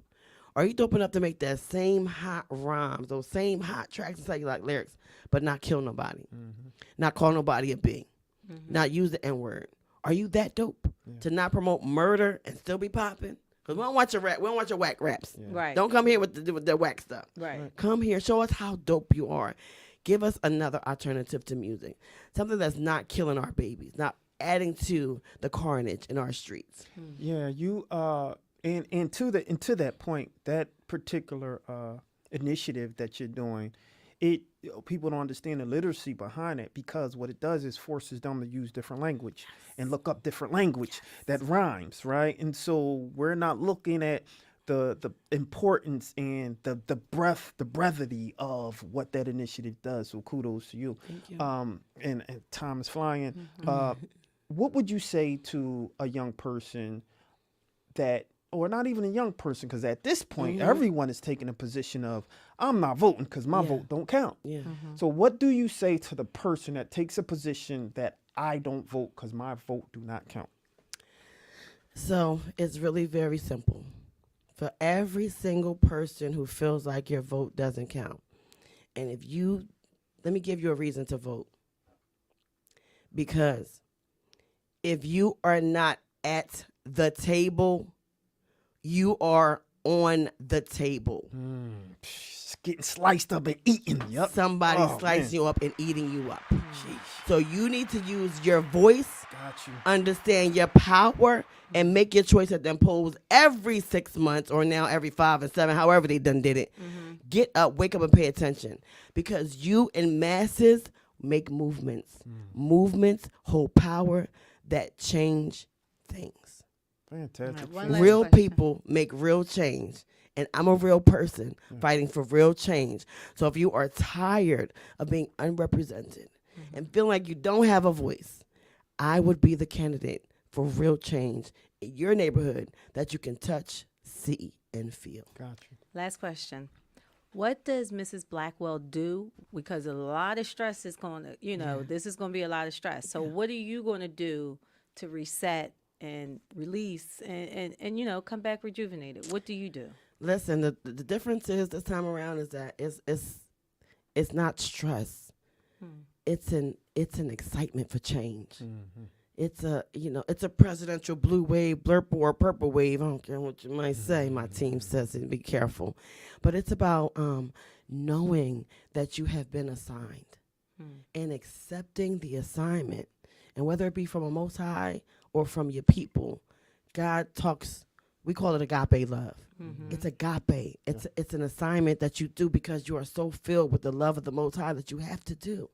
That means when somebody gives you 10 pallets of food on a Saturday at 10 o'clock and you really want to be on the bed and, getting your feet massaged in the rain, sleet, or snow, you get the heck up and you go serve the people because you have 10 pallets of food and somebody needs it. Your people do. Yeah. I think this is what's great about this show, because we allow you to have the ability to talk about and see, for people to actually see you. One of the things that we do here when we talk weekly is to say that we want to make sure that you're just not a talking head. We want people to see you feel you, to touch you, right? Literally, right? And that's something that you're in the streets and you're doing. So kudos to you. Thank you. Before we let you go, we need you to say how can people find you, support you, win the vote, all that good old stuff. First of all, I want to say thank you to Team Blackwell. You know, without Team Blackwell, you know, Sajda Blackwell could not be here for you in the way that I need to be to transition from advocate to candidate. And that's a real thing, you know.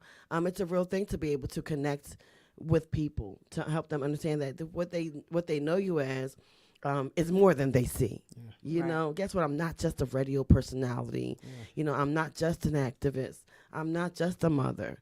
I am all of those things, you know, and I'm a fighter for community, for my people. So again, that's why we pay people, young people now for almost 3 years. It started out $500 a month. But now we've been blessed to be able to partner with the community like Mothers in Charge, you know, like Reform, you know, like Love Now Media, like, you know, people who will see the mission and see the movement, like Men of Courage, like the Trace magazine.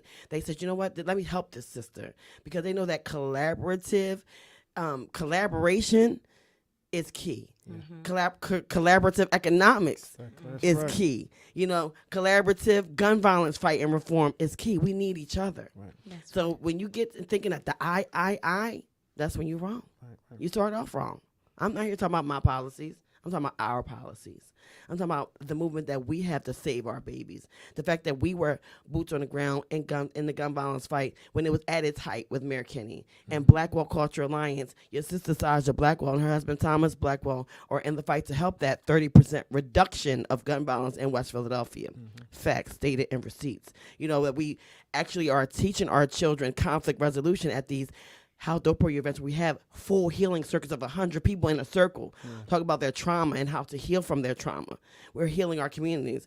That fourth Thursday, every Thursday that we're meeting in community with our meetings against gun violence, against porch pirating. Each community problem is different. You know? Well, we come together to talk to our people to find out how we can help in community. This is the type of person you will see in politics for you. You know, someone who is for the people, by the people. And I'm going to actually help Mayor Sherelle Parker make Philly safer, cleaner, and greener. But we're going to make sure that West Philly has and sees changes that we can touch, see, and feel. We want you talking to us no more. Don't talk to me. Do the work. So how can they get in contact with you? When do they vote? Do you know what number position you are yet? Did they send that out yet? But, right now it's petition time. That means that we got to get all of you to sign our petition to help us get on the ballot. So there are basic numbers that we need to get on. We're trying to get 5,000 signatures. So if you can help us get 5,000 signatures in West Philadelphia, particularly the 10th district, we want you to go to. You can go. It's a map. It's a Spotlight PA, and putting in redistricting. Type in your address and see if you're in the 10th district. If you're in the 10th district, we want you to go to Sajda Purple Blackwell on Instagram. Hit that button. Volunteer. Come see us and sign our petition. Sajda Blackwell District10.com. Hit the donate button. Donate $1 or donate 1,000. Whatever, wherever. If you're listening to this right now from New Haven, Connecticut, and you want real change around the nation because you know that people are the power, then you donate to Sajda Blackwell's campaign. If you out in North Philly and you see that there is a problem in West Philly and they have no representation, and you know that we need people over the power, then I need you to come down from West Philly and come out and knock on some doors with me and let our neighbors know that we need these signatures because their voice is the power. And I am not doing anything alone. I'm doing it with you, with us together. And I think what people don't realize is that it's not just the city. You're running for state rep. State rep. Yeah. So we talk about Pennsylvania here. Right. And so, ladies and gentlemen, we're talking about Pennsylvania here. Right? Let's go. So there you go. So reach out. Sajda Blackwell for state rep. Yes, right? Sajda Blackwell, District10.com. On Instagram, it's Sajda Purple Blackwell. And listen, put in, you know, if you're out there, you know, it is Sajda Blackwell, but a lot of people do know me as Purple. So if you need to put in Purple to find me, that's okay, you know what I'm saying? But when you're looking for the ballot, it's going to be Sajda Blackwell, and we're going to need you to help that, support that, and just lift us up so that we can lift you up. Because when I get in, we get it. There you go. We all win. Well, there you have it, ladies and gentlemen. Miss Sajda, the Ms. Yes. Sajda Yes, Blackwell. shout out to my husband Thomas they gotta Blackwell shout and him out, right? family, in our whole Blackwell legacy and Team Blackwell. That's you know, right. my campaign chair is here, and Alicia and everyone who helps us, put this together, and everybody fighting for us That's right. That's right. publicly and covertly. No doubt, no doubt. Holla. Well, there you go, ladies and gentlemen. Don't go anywhere. We're going to talk more politics. We have a gentleman with whom I have a tremendous amount of respect for. He's going to talk about the reason why he's running, but I don't want you to go anywhere. We'll be right back, y'all, after this. We just want to get a little background as to who the Fantastic Noise is and the noisemakers. If you can let us know. Yes, absolutely. So once again, I am Fantastic Noise. I am the original noisemaker, so no one's going to make as much noise as me, okay? And right here we have the Noisemaker Band. This is only half of it. The other stuffs are upstairs. My Kevin Lamar, Lonnie, and Dobbs, who are the actual band members. These are the background singers. And we came to make some noise. We came to bring that noise today. That's what we trying to do. That's it. Right. Yeah. And how did you guys get together? Oh man, so it started with, I've been doing this on my own for almost 3 years now. And man, I guess each of these people here have different background stories. Most of us went to the same church together, and we just kept going. This one, her, this is one of my assistants here, one of like my biggest supporter, my biggest shooter here. She's an assistant. So we just been building, and the same thing with upstairs with the band, just meeting through people, kept networking, kept seeing, and it was just like God ordained. Bam, here we are. Awesome. Yep. Well, could you guys do We Talk Weekly a favor? Yes. Can you give us a drop in a melody type way? Oh, a Millie type way? Yes. Okay. So we talk weekly? Yes. Okay, so we're going to do something like this. We talk weekly, come and hear us. We talk weekly, come and hear them. We talk weekly, come and hear them. We talk weekly, come and hear them. We talk weekly, come and hear them. We talk weekly, come and hear them.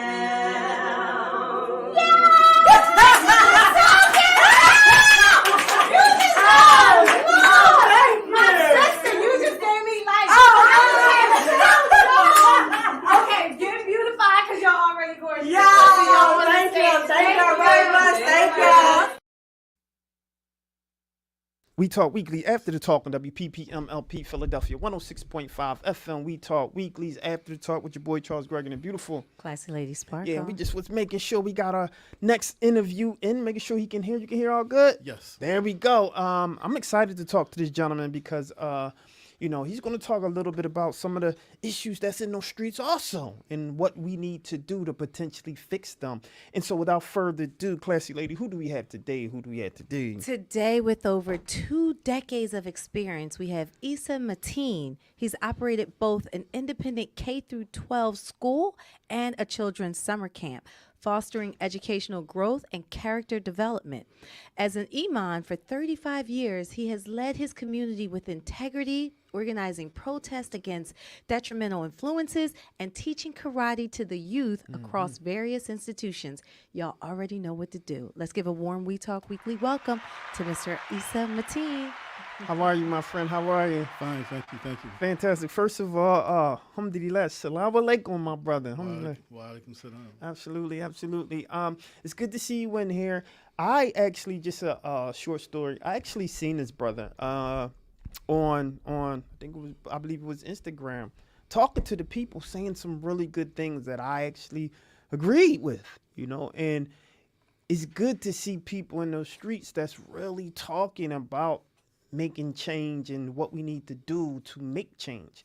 And so I want to start there with you in terms of what empowers you to talk to the people and show those loopholes or those little, turn those rocks over, so to speak, of the leadership in Philadelphia to say, hey, these are things that we need to do, and this is how I'm going to hold you accountable. Thank you for having me, and thank you for having someone like me. Yeah. I think that I speak for a group that is not usually spoken for. We usually don't get a platform, and that is the regular people. That is the majority of the people. That's right. From running when I ran for city council, and even before that, I spoke to the people and asked them what they felt, what they thought, and I tell you, the majority of the people, and I did some math. about 85 to 90% of the people in this city don't vote. Okay, I'm talking about the registered voters and unregistered voters. They don't vote because they don't believe in this system. They long ago realized that the system has failed them, and they're ready for change. They believe in the absolute that the system is completely corrupt to the core, and it needs to be not reformed. It needs to be overthrown and replaced with better leadership, better system.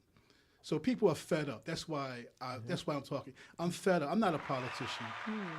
I'm not a politician. I don't like to promote myself.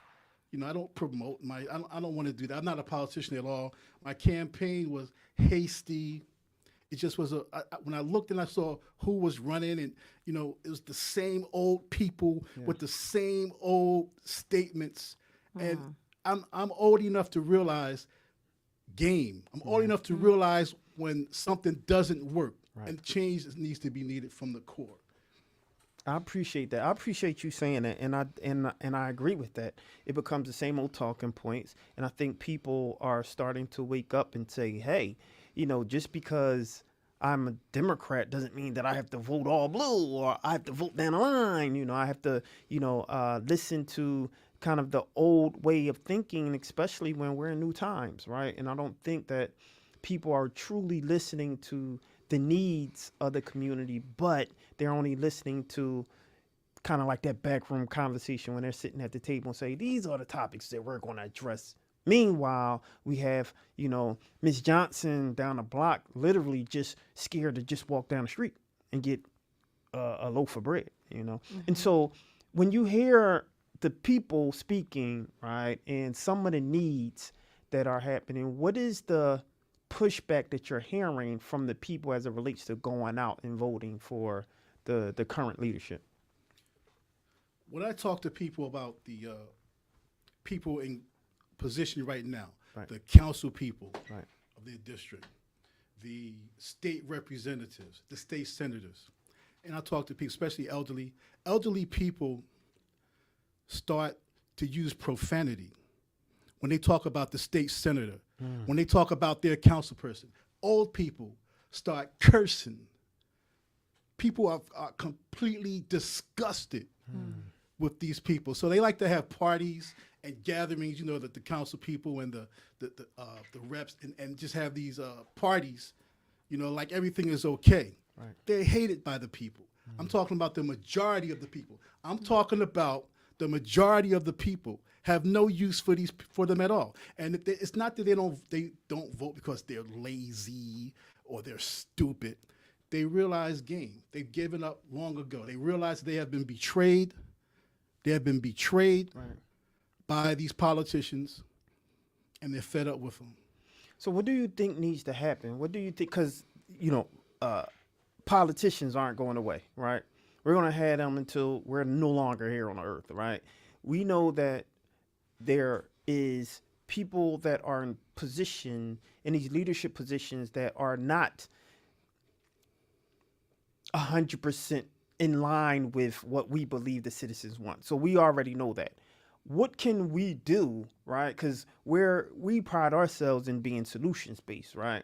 We can point our fingers all day, right, and say, you. But what can we do to hold them accountable or make sure that they sit or lie on the promises that they give to the people? I'm glad you asked that. I don't pretend to have all the solutions. They say that if you're the smartest person in the room, then you're in the wrong room. So I don't want to be the smartest guy around. I have some ideas. Okay. I want to unite with people who want to do something. But I'll tell you something. You said the best thing we can do for those is remove all of them. All of them need to be removed. For instance, this is one thing that I suggest is that the youth, the young people in this city, don't vote for these people in office. The youth need to form their own political party because this city does not care for the youth. It doesn't care about them. That's why it doesn't build anything for them. There's nothing There's nothing for the youth. As far as recreation, education, the schools are dilapidated and dysfunctional. There's nothing for the youth in this city except prisons. Maybe there's some basketball, prisons, and poverty wage jobs. That's all there is for the youth. So I say to the youth in this city, either leave because the city doesn't care about you, or form your own political party where you're running. You run things. Get rid of all of these people who are taking care of their cronies and taking care of their family members. Taking care of their family members, corrupt to the core. Get rid of them. You run for the office. Form your own party. That's one thing. Another thing is the school district needs to be disbanded. It has failed us. It has failed the youth completely. It doesn't educate. It doesn't teach us about ourselves. It doesn't teach us how to earn a living. The curriculum is designed to fail. For instance, I operated a school. One of the things we taught, and this is crucial. People say, "Oh, what do you mean?" This is crucial. Our youth must first learn. They must learn two things. First, we must learn our history before slavery, because otherwise we feel like we just came from slaves. We're just ex-slaves and slave. So when you feel that way, when we don't know our own history, our great empires that we had in Africa, when you don't know that, when you don't realize that it was the Africans who rescued the Europeans from the Dark Ages, when you don't realize that, that makes it easy for you to slay each other because you see each other as just the N-word. You're just another N-word. And so you feel that other people are great, you're just the N-word. So we have to have that for our esteem, for our psyche. And the second thing we must learn in schools is we must learn how to earn a living. Schools don't give us that. Yeah. Okay, they don't give us that. Only thing we have look forward to is poverty wage jobs. Okay, so the school district has failed to do that. It must be abolished and removed. I agree with you. Just real quickly, I just want to push back just a little bit because I almost agree with everything that you said because I'm right there and I'm really hard on these politicians because, in one breath they vote and make sure you vote and, donate to our cause and, we want you here. And then once they're in, we can't even get in contact with them. Right. And so I get that. It's just one thing that I feel that I want to be, I guess I would like to expand a little bit, because when we're talking to the youth, I feel that they need a clear direction, right? To assume that, for them to just leave, it's kind of like, okay, they're leaving, then going to, because literally they can leave Philly, go to Chester, and it's just as bad in Chester, right? They can leave and go to, I don't know, Delaware is having some challenges. Jersey is having some problems. New York and Florida, everybody is having challenges, right? And it's just as corrupt in Florida as it is in Philly, right? So to tell kids, just leave, right? Where do they go? And then as they organize, who do they take the instruction from to organize, right? We can pass the baton because I'm big with saying that this old way of thinking, man, they have to leave. We're in different times. We're thinking differently and there are different needs. About 10 years ago, we was just pretty much getting the internet, right? Now, we're here, not a little bit more than 10 years, 15 but 15. But, now we're already talking about AI, right? And so that was less than a generation. Literally, it's people 10, 15 years old right now, right?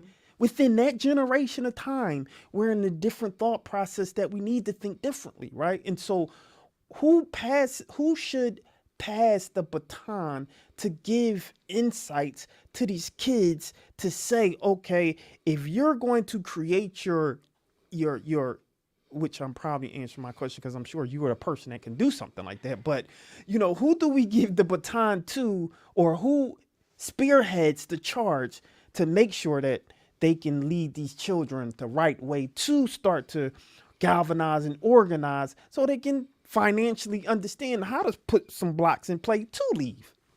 You made a good point that where do you go? That's a very good point, because you see the same situations in every city. And when you see something happening again and again, that means it's a plan.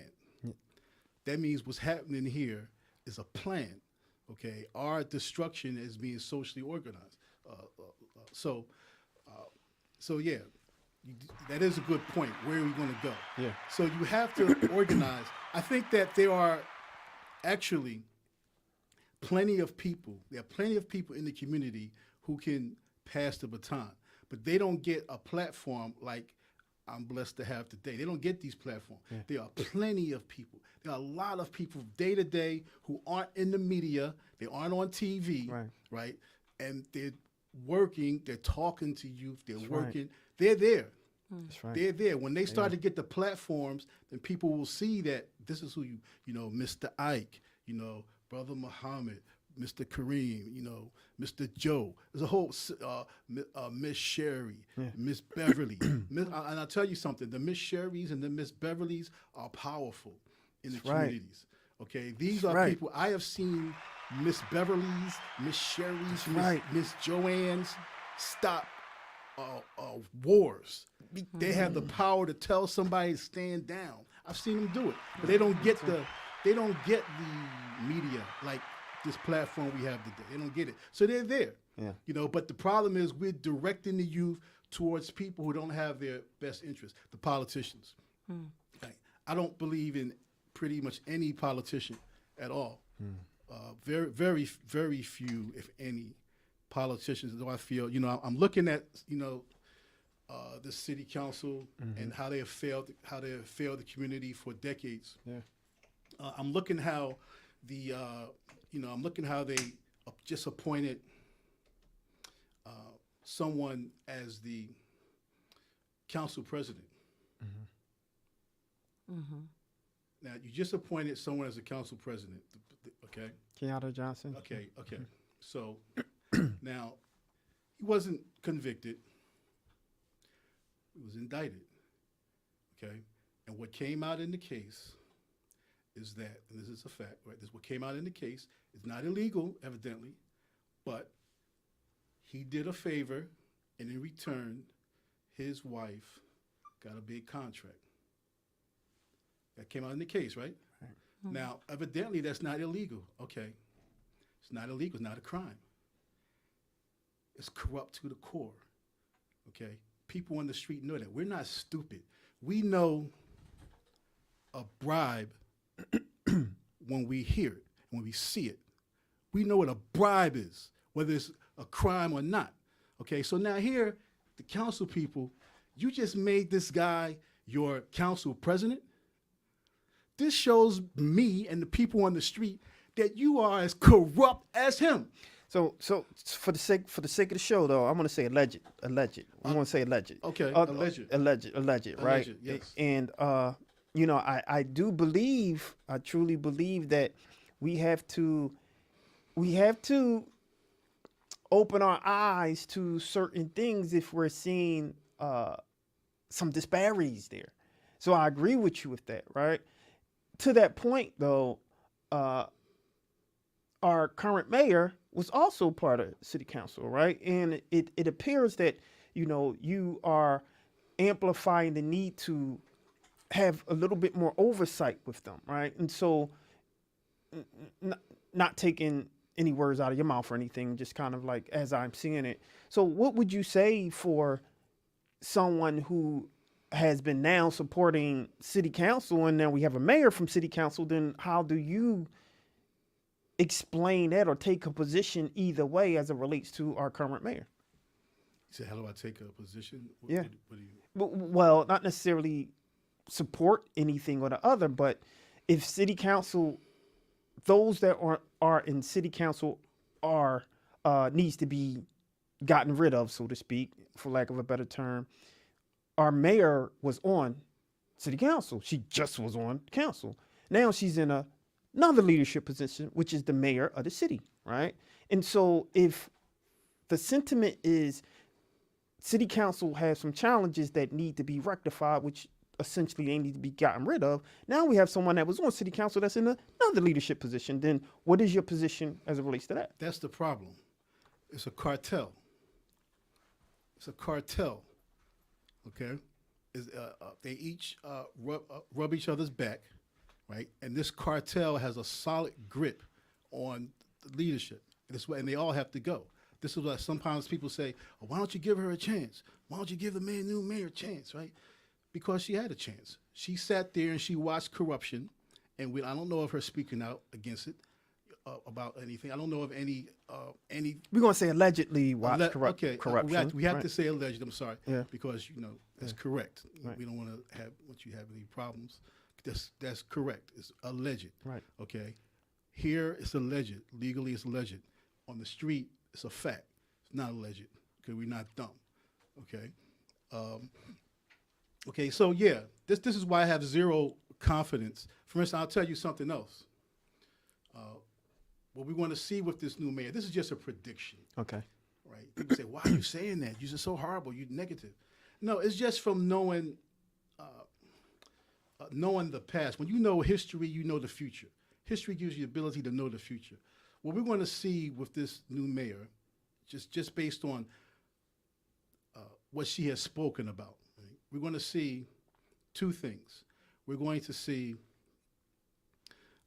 the facilitation of the new 76er Center. Right. This is what she's been elected on. To facilitate this, the building of the 76ers building, which is going to be sold to the masses as, oh, we're making jobs. We're creating jobs. Right. We're creating what types of jobs? More poverty wage, seasonal poverty wage jobs. The ones who are going to benefit are certain unions, right? Certain unions. Please allow me to talk about the unions. Sure. Later. Certain union people will benefit. The Sixers will benefit. Certain people will get fat, but the people are not going to benefit other than poverty wage jobs. The second thing we're going to see with this mayor is the final stage of gentrification, and that is the criminalization of the community. So she has said that she's going to bring back the stop and frisk. Yeah. Okay. We was hard on. We pushed against that. Yep. Terry stop. Yeah. Terry stop. So that's what she called it. Terry right, stops. Yeah. Right. So what's going to happen? That's going to draw the boundaries of where now you black people can go now, where you can interact, because now you have to get out of these areas. So the final stage of gentrification is first, you redline the people, then you allowed the community to decay. You took away city services.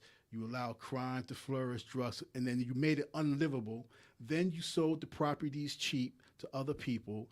Now the final stage is to get, also you raised the taxes, so people had to move. You raised, the rents went up, people had to move. So now the final stage is to get the stragglers, okay? And that's going to criminalize the rest of the community. Now you're going to see the police interacting more with the youth, okay, locking more youth up. So that's what's going to come. We're going to see the 76ers, criminalization of our youth, okay, meaning you're going to see more police stopping all of our youth because they all look the same, right? It's only a small fraction of people committing crimes. It's a small fraction. Police don't know that. They all look the same. They all have on hoodies. The A students have on hoodies. That's true. And the ones who aren't have on hoodies. They all look the same. Police are going to stop all of them. Now, it's not going to be real until they stop your son, okay, who's not doing anything, okay, and they put charges on him. It's so easy to get charges put on you. There are so many people in prison who are just there because a cop put something on them.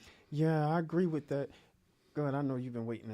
No, I'm appreciating all that you're saying. Like, as a person in council, as a council person now, and your outlook on how council people are, I just want to know, like, how is that with your colleagues? Like, are you the person that's now saying, the nay to whatever the votes are? Like, how is that within your colleagues?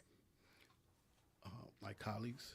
Like as a council person, like it looks as if you're looking at it to say, instead of me complaining about council people in politics and politicians, instead of me being on this side, let me get inside with them to let them know, like, in order to make a change, I need to be, playing the game. So now that you're in it, what can you do that can now say, I'm not going to be like them, because you're a part of it. Well, not yet. I did try that strategy. Okay. So I'm not actually there yet. I didn't win the election. Okay, so you're running. So, if I choose to run again in 4 years, I'm going to win by overwhelming support. However, I don't really want to. Yeah. I don't really want to do it. I only did it because I'm fed up, like so many people. Right. If I think that what I'm really interested in a new movement, a movement of the unrecognized people. For instance, there's people who, when you're gathering the petitions, that was a big thing. That's why I actually got knocked off the ballot, and I had to run as a write-in. Because one thing I learned when you're doing the petitions, you have to be, for district council, you have to be registered voter in that district. What I found is that even that's corrupt. Because there are so many people who are in transitional housing, they're homeless, they're moving, they've been kicked out, they've been evicted, they can't find, they aren't really registered anywhere, okay? Because they're trying to survive. And what the city is saying to them is, you people don't count. We've created policies that make you impoverished and homeless, and now you don't count, okay? So they signed a petition, and it means nothing. That's another reason they don't believe in the system. I have to agree. I didn't even think about that, because our unhoused community, they couldn't. Yeah, I didn't think about that. That's something that's slipped under the cracks. Interesting. So now that I have that in my bank, right? One could argue with you or push back with you to say, hey, you're talking about or pointing fingers at city council. Why would you run for city council then? So how would you answer that? I know that, and that'd be valid. Right. Okay. I thought about that myself. I was trying to say, okay, I'm going to show how it can be done. I'm going to try to do this the correct way. I'm going to show how it can be done. That's why I did it. And I wanted to bring actual resources to the community, because one of the things I wanted to do, for instance, like city council to me is a joke. One of the things that I was going to do as a city council person is you wouldn't even see me in the office. I would be on the street. Yeah. I would be on the street bringing resources to people, letting people know. I'll be on the street. That's one thing I wanted to show differently. Be with the actual people with the actual problem. People are getting murdered, right? You don't see council people around comforting these families. You don't see them visiting the people. The families of people have been murdered. Help personally giving them. You don't see it. Yeah. They're invisible. Now they get in office and then they're invisible. Except for when they're having a party in the spring, or a party celebrating their elections. A party for this, a party for that. But you don't really see them. So I just wanted to show that I could do something different. No, I feel that, and that's it feels refreshing. Yeah, it is refreshing, and that's fair. And I think, it's hard to disagree with anything that you're saying. And I think that you take a position, or you have a position that a lot of people, I believe, probably feel the exact same way, which is the reason why they don't vote, because they have lost faith in our leadership. If someone was to ask you, and that someone is me, if I'm asking you, what is your position on voting? And for someone to say, why should I vote? Because my vote don't count. What would you tell that person as it relates to voting? I would say that's legitimate. Okay. But see, that's good too, but not voting should not make you inactive. There's a higher power than voting, right? Dr. Amos Wilson said, how did you get the right to vote? You didn't vote for it, right? And so that shows there's a higher power. There's something you did that was greater than voting, and that was your social organization, okay? So when you organize, that's greater than voting. You can get more than voting, okay? So that's what we should do. That's where I'm at now. And forget, the voting is nice, but not for these Democrats, these Republicans. They're corrupt to the core. Can I point out some of the key points for Issa Mateen? So we talked about. Before you do that, I just Okay. want to make sure. I just want to give a point of clarity, because one of our viewers even put this out. It said the council president was found not guilty, which you acknowledge. So I want to make sure that people, when we giving out this information, people understand that and kind of know what the facts are. But he was pulled up on charges, which is the issue, right?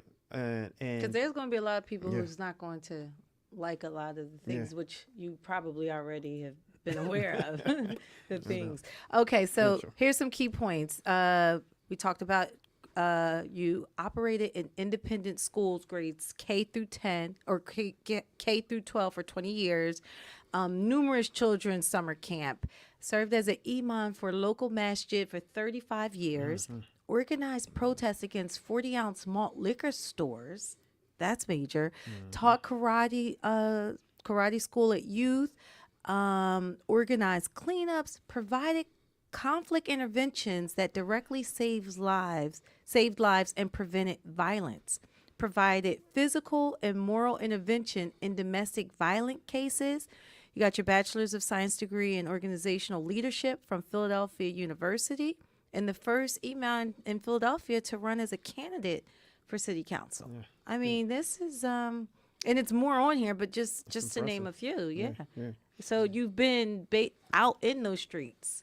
Yes. So I wanted to ask you now, as far as a religion of any kind, do you think that may be a problem as to why they took it out of schools?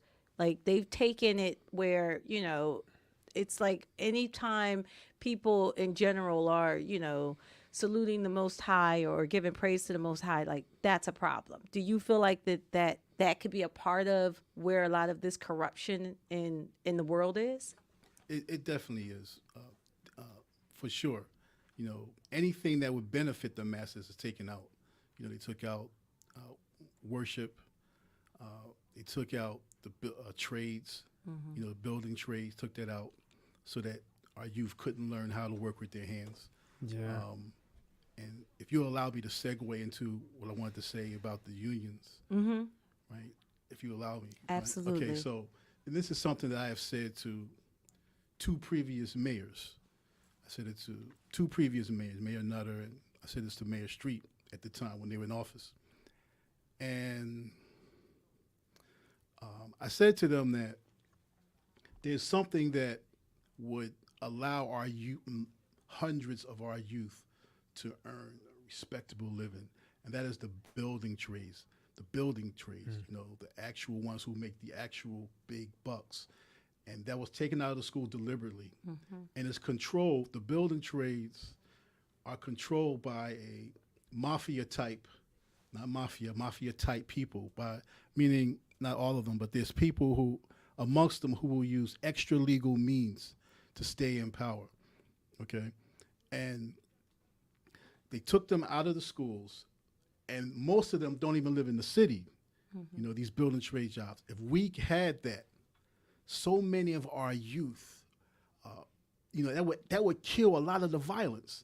If our youth knew that, hey, man, I can go right here, I can make a good living, the violence would be gone. But that was deliberately taken from us, and it needs to be taken back.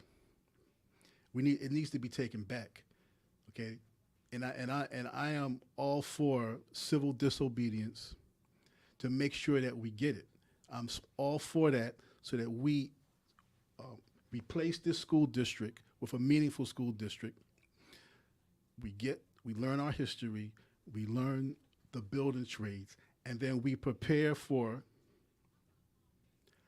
the blowback, the conflict that's going to come when you stand up as men and women, say, hey, look, we live here, we should have these jobs. There's going to be blowback. and we should be prepared to deal with that blowback. Well, there you have Right. it. No, I agree I with agree. you. No, I agree with you. And like I said, I think you take the position of a lot of people in those communities, in the community of Philadelphia. And the reason I say that is because we have interviewed tons of people, and this is what we do constantly, and we hear similar issues and gripes. And I think you're amplifying those people that are marginalized or don't have the platform to say certain things, like you brought up the unhoused community, and that was something that I totally didn't think about in terms of petition signing, because I'm sure what happens if they sign a petition is that those are the ones that get thrown out because they can't find them or whatever. And also for those who are listening, our younger crowd that don't know what the trades are because they don't have them in the school. Yeah. We're talking about cosmetology. We're talking about HVAC. We're talking about wood. It's so many different ones. Carpentry. Like these are ones that are plumbing. Like you're making at least, and I'm talking entry level at 80 grand a year. Yeah. Like entry level. And that's just, when I say just a high school diploma, you get your high school diploma with your certification in those fields. And a lot of times you have on the job training, which you get paid as you learn. That's right. And we're fighting for minimum wage. Right, we're fighting for those jobs for minimum wage. Meanwhile, there are jobs that are set up for you to exceed times two. But as it relates to here's the minimum wage, caveat: yeah. when you pull those layers back, those jobs are monopolized by the unions. That's So true, it's true. like, hey, where do you start if you just want to keep? Because it's systemic. Because now in those type of jobs, you got grandson, great grandson. right. So it's all generational where they bring their own in. Right. Now my son is a roofer. Yeah. His father a roofer. They've been in the union. You know what I mean? So it's definitely, but that's not everybody's thing. Because my son is probably the only black young man, 26, 25, on his union Yeah, for roofing. and just not necessarily a pushback, but I agree with that. But what we have to do, just to kind of jump back to the point, is we have to get those people in office that can fight with those unions to say the citizens want X, Y, and Z, which is the reason why I say, okay, well, I personally don't think the end all be all is to get rid of, say, for example, city council or everyone on city council, because I do believe, and I know for a fact, that there's a couple people on city council that are really fighting a good fight, like a Isaiah Thomas, like a Catherine Gilmore Richardson, like a, even Gaudier. But we need more Issa Mateens exactly in those positions. That's my point, though. And so when we talk about reform, let's reform city council. I think that's the key to kind of like the point that you're making. And I love, like I said, I slid in this box like, what you're saying is exactly, the sentiment that we've been pushing to want to amplify and support when it comes to our people and the people that we truly want to represent, which are people who look like us. And to that point, do you have anything, any other words, anything that you would like to say for, by way of the people, but also how can they get in contact with you and follow a lot of the things that you're doing? Because I think I started following you based on, the narrative and things that you've And been the talking passion. about. And the passion, yeah.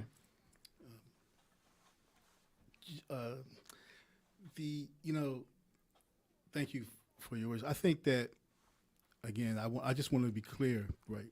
I don't believe it can be reformed. It has to be a revolution. Okay, because I'll give you an example. What I just said about the building trades and talking about the two mayors. I don't want to put them on the spot. I guess I have to. But the mayor, I'll say one of those mayors. When I said it at like a round table discussion. Right. And when they responded, they gave this, we're at a table. They gave that, that political response where they say a bunch of words and it doesn't really mean anything. Yeah. They said that's what they did. They gave the political response, said a lot of words, didn't mean anything. Then he comes to me on the side. He says, you know what, you're right. You're right what you're saying, right? And what that tells me is that they're afraid, man. Yeah. They're afraid of the unions. They're afraid of the money they'll lose, They're afraid that the unions will fund their. They're afraid, and they can't make change. They won't make change because they're afraid. They're afraid. I'm telling you, the politicians are afraid of the unions. They're afraid of the FOP. For instance, the FOP is corrupt to the core. Not all the cops. The FOP as a it's a Fraternal. fraternal Police. order of police. Yeah. Right. Okay. The FOP. They have this thing that's going on now. They call it the Heart and Lung. Association. Right. Okay. Where you have about 600 to 700 police officers who are sitting home collecting the check, pretending to be injured. Okay. Nobody will say anything about it. None of the politicians. I personally brought this up to the majority of mayoral candidates this term because I was in a group that interviewed the mayoral candidate, every one of them. Okay. And I personally asked every candidate, what do you want to do about this heart and lung situation where the police officers are scamming the community? They are looting the treasury. Talk about looting, right? They are looting the treasury by pretending to be sick. What are you going to do about it? Is anybody going to do anything about it? None of the candidates said they would do anything about it. Wow. I'm gonna say allegedly scamming and looting. Okay. You know, because I don't know any of them for sure. Okay, You know, okay. but for the sake of the conversation and keeping it in context. Well, can I say this? Sure. Yes, sir. Yes. Let me say this. Now, the Inquirer did an expose on this, and they verified that this is what's happening. And Okay. you can go on, you can find that article. They proved it that There you these go. cats are, a lot of them are faking injuries. How would I know? Yeah. But they, from their expose, they showed that these guys are, they working other jobs and everything while they're pretending to be sick. All right. There you go. This is something we say especially on We Talk Weekly. DYOR. Do your own research. Yeah. That's one of those things, man. We have to. We're peeling back the layers, right? And we're trying our best to do our due diligence when it comes to amplifying the voices of the community. And you, my friend, are one of those voices. And I pray. I pray Allah continue to give you the energy to keep fighting a good fight, to keep talking to the people, to keep supporting the people, and keep amplifying the voices of those who would, in any other time, won't have the ability to be heard. So, I pray, inshallah, that you continue to fight. I mean, so go ahead, brother. Okay, so one thing, Sure. you mentioned the religion, right? You mentioned religion, and which one of my other points is one of the things you see in this city is what I call an unholy alliance, and that is between the politicians, the corrupt politicians, and the religious figures. A lot of the religions of all faiths, they pacify the masses, and they keep promoting these corrupt politicians and telling the people to vote for them. They put them before their congregations. So there's like this alliance, this unholy alliance between religious figures and politicians. The religious figures trying to get some crumbs, while their people continue to suffer. So I'm really working against this unholy alliance, of Christian, Muslim, Jewish leaders, getting crumbs, backdoor deals, while their people get nothing. Yeah, we're gonna have to have you back on the show. Yeah. We already passed our time. How can they get in contact with you and all that good old stuff? Find your IG. Tell them your IG and all that good old stuff, I brother. don't even know it. Like I said, I don't promote myself. I know, guess I know. I have. Can I look and see? Yeah, go ahead and look and see. And while you're looking and see, we'd like to thank everyone for tuning in today. I think it's important for everyone to understand that we the people, truly, we are the people, and we have to stand together and try to fight for the causes that will benefit the masses, right?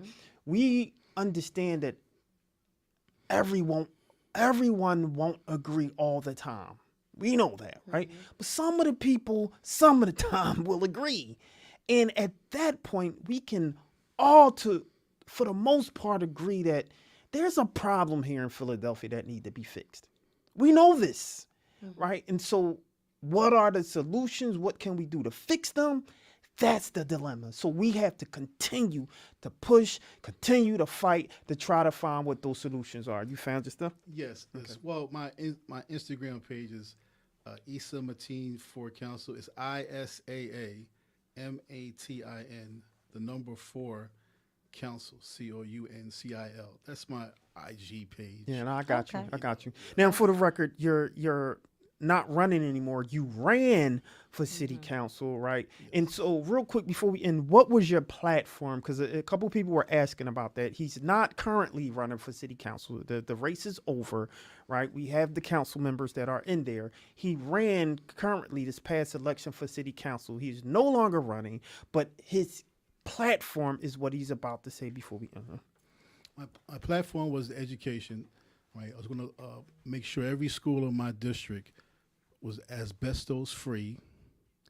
The water wouldn't have lead in it, okay?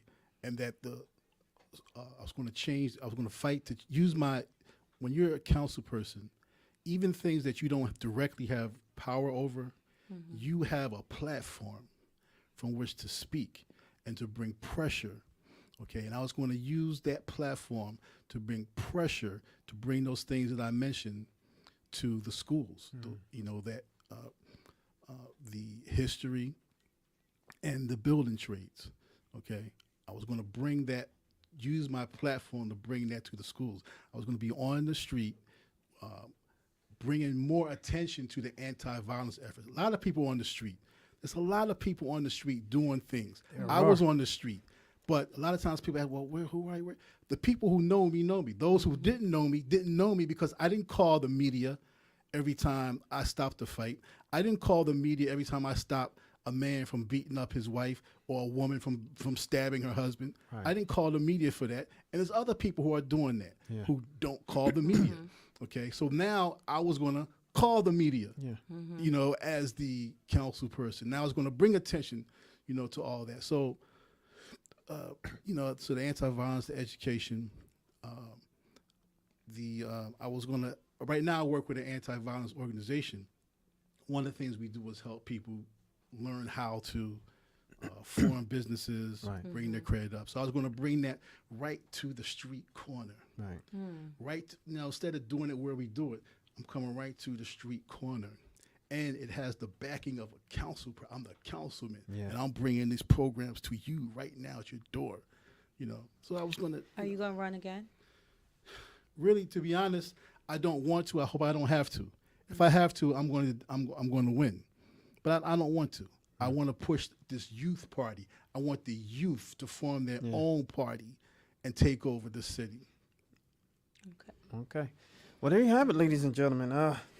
Man, listen, amazing. And this is why we have people like this brother on today. We want the people. We want the people that are truly in those streets doing the work, putting in the work. We want to amplify your voices. We want to show that there are, people out there fighting a good fight. And we want to amplify that. We want people to know that there's people doing certain things. So all of the ideas that you have, I'm talking as it relates to the politicians now, all the cute ideas that you have with converting the community, and there's people out there already doing the work. Right. You have to do some outreach. Look for the people who's doing the things already. You don't have to reinvent the wheel. The wheel has been invented and it's in play and already running. I just wanted to add, and we all can come together collectively. We can come together as different genders and sexes and religions. As a Christian woman, it's about love. And as a Muslim man, that's right. Isn't it peace? Isn't it love? There you That's go. You know what I mean? So it's Assalamu like, alaikum. yeah. So, walaikum salam. So we There can you all go. just come together in peace, and I think that's where the focus is. I think we need to stop being scared, and we need to come together in love. There you go. I think that's an excellent way to end the show. How can I get in contact one more time with you? Gmail, you got Gmail? I have an email. Email. Mateen, Mateen, at yahoo.com. All right. There you So go. if somebody want to contact you, they can send an email. No doubt.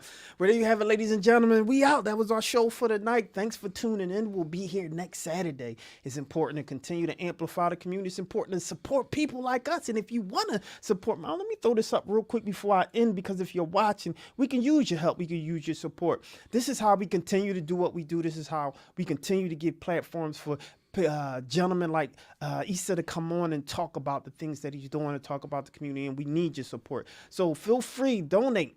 $ We Talk Weekly for our Cash App, and we love you. We could appreciate it. Doesn't matter. Look, $5, $10, $100. You know, if you feeling real good, $1,000. We love it. Just send us something. Continue to support the people in the community, and we're here to continue to support you. So without that said, there's nothing else left to be said. I'm your boy Charles Gergen with the beautiful Classy Lady Sparkle. and my brother Issa Mateen. Issa Mateen, and we'll see you on the other side. Holla. Peace. We talk weekly. We talk weekly.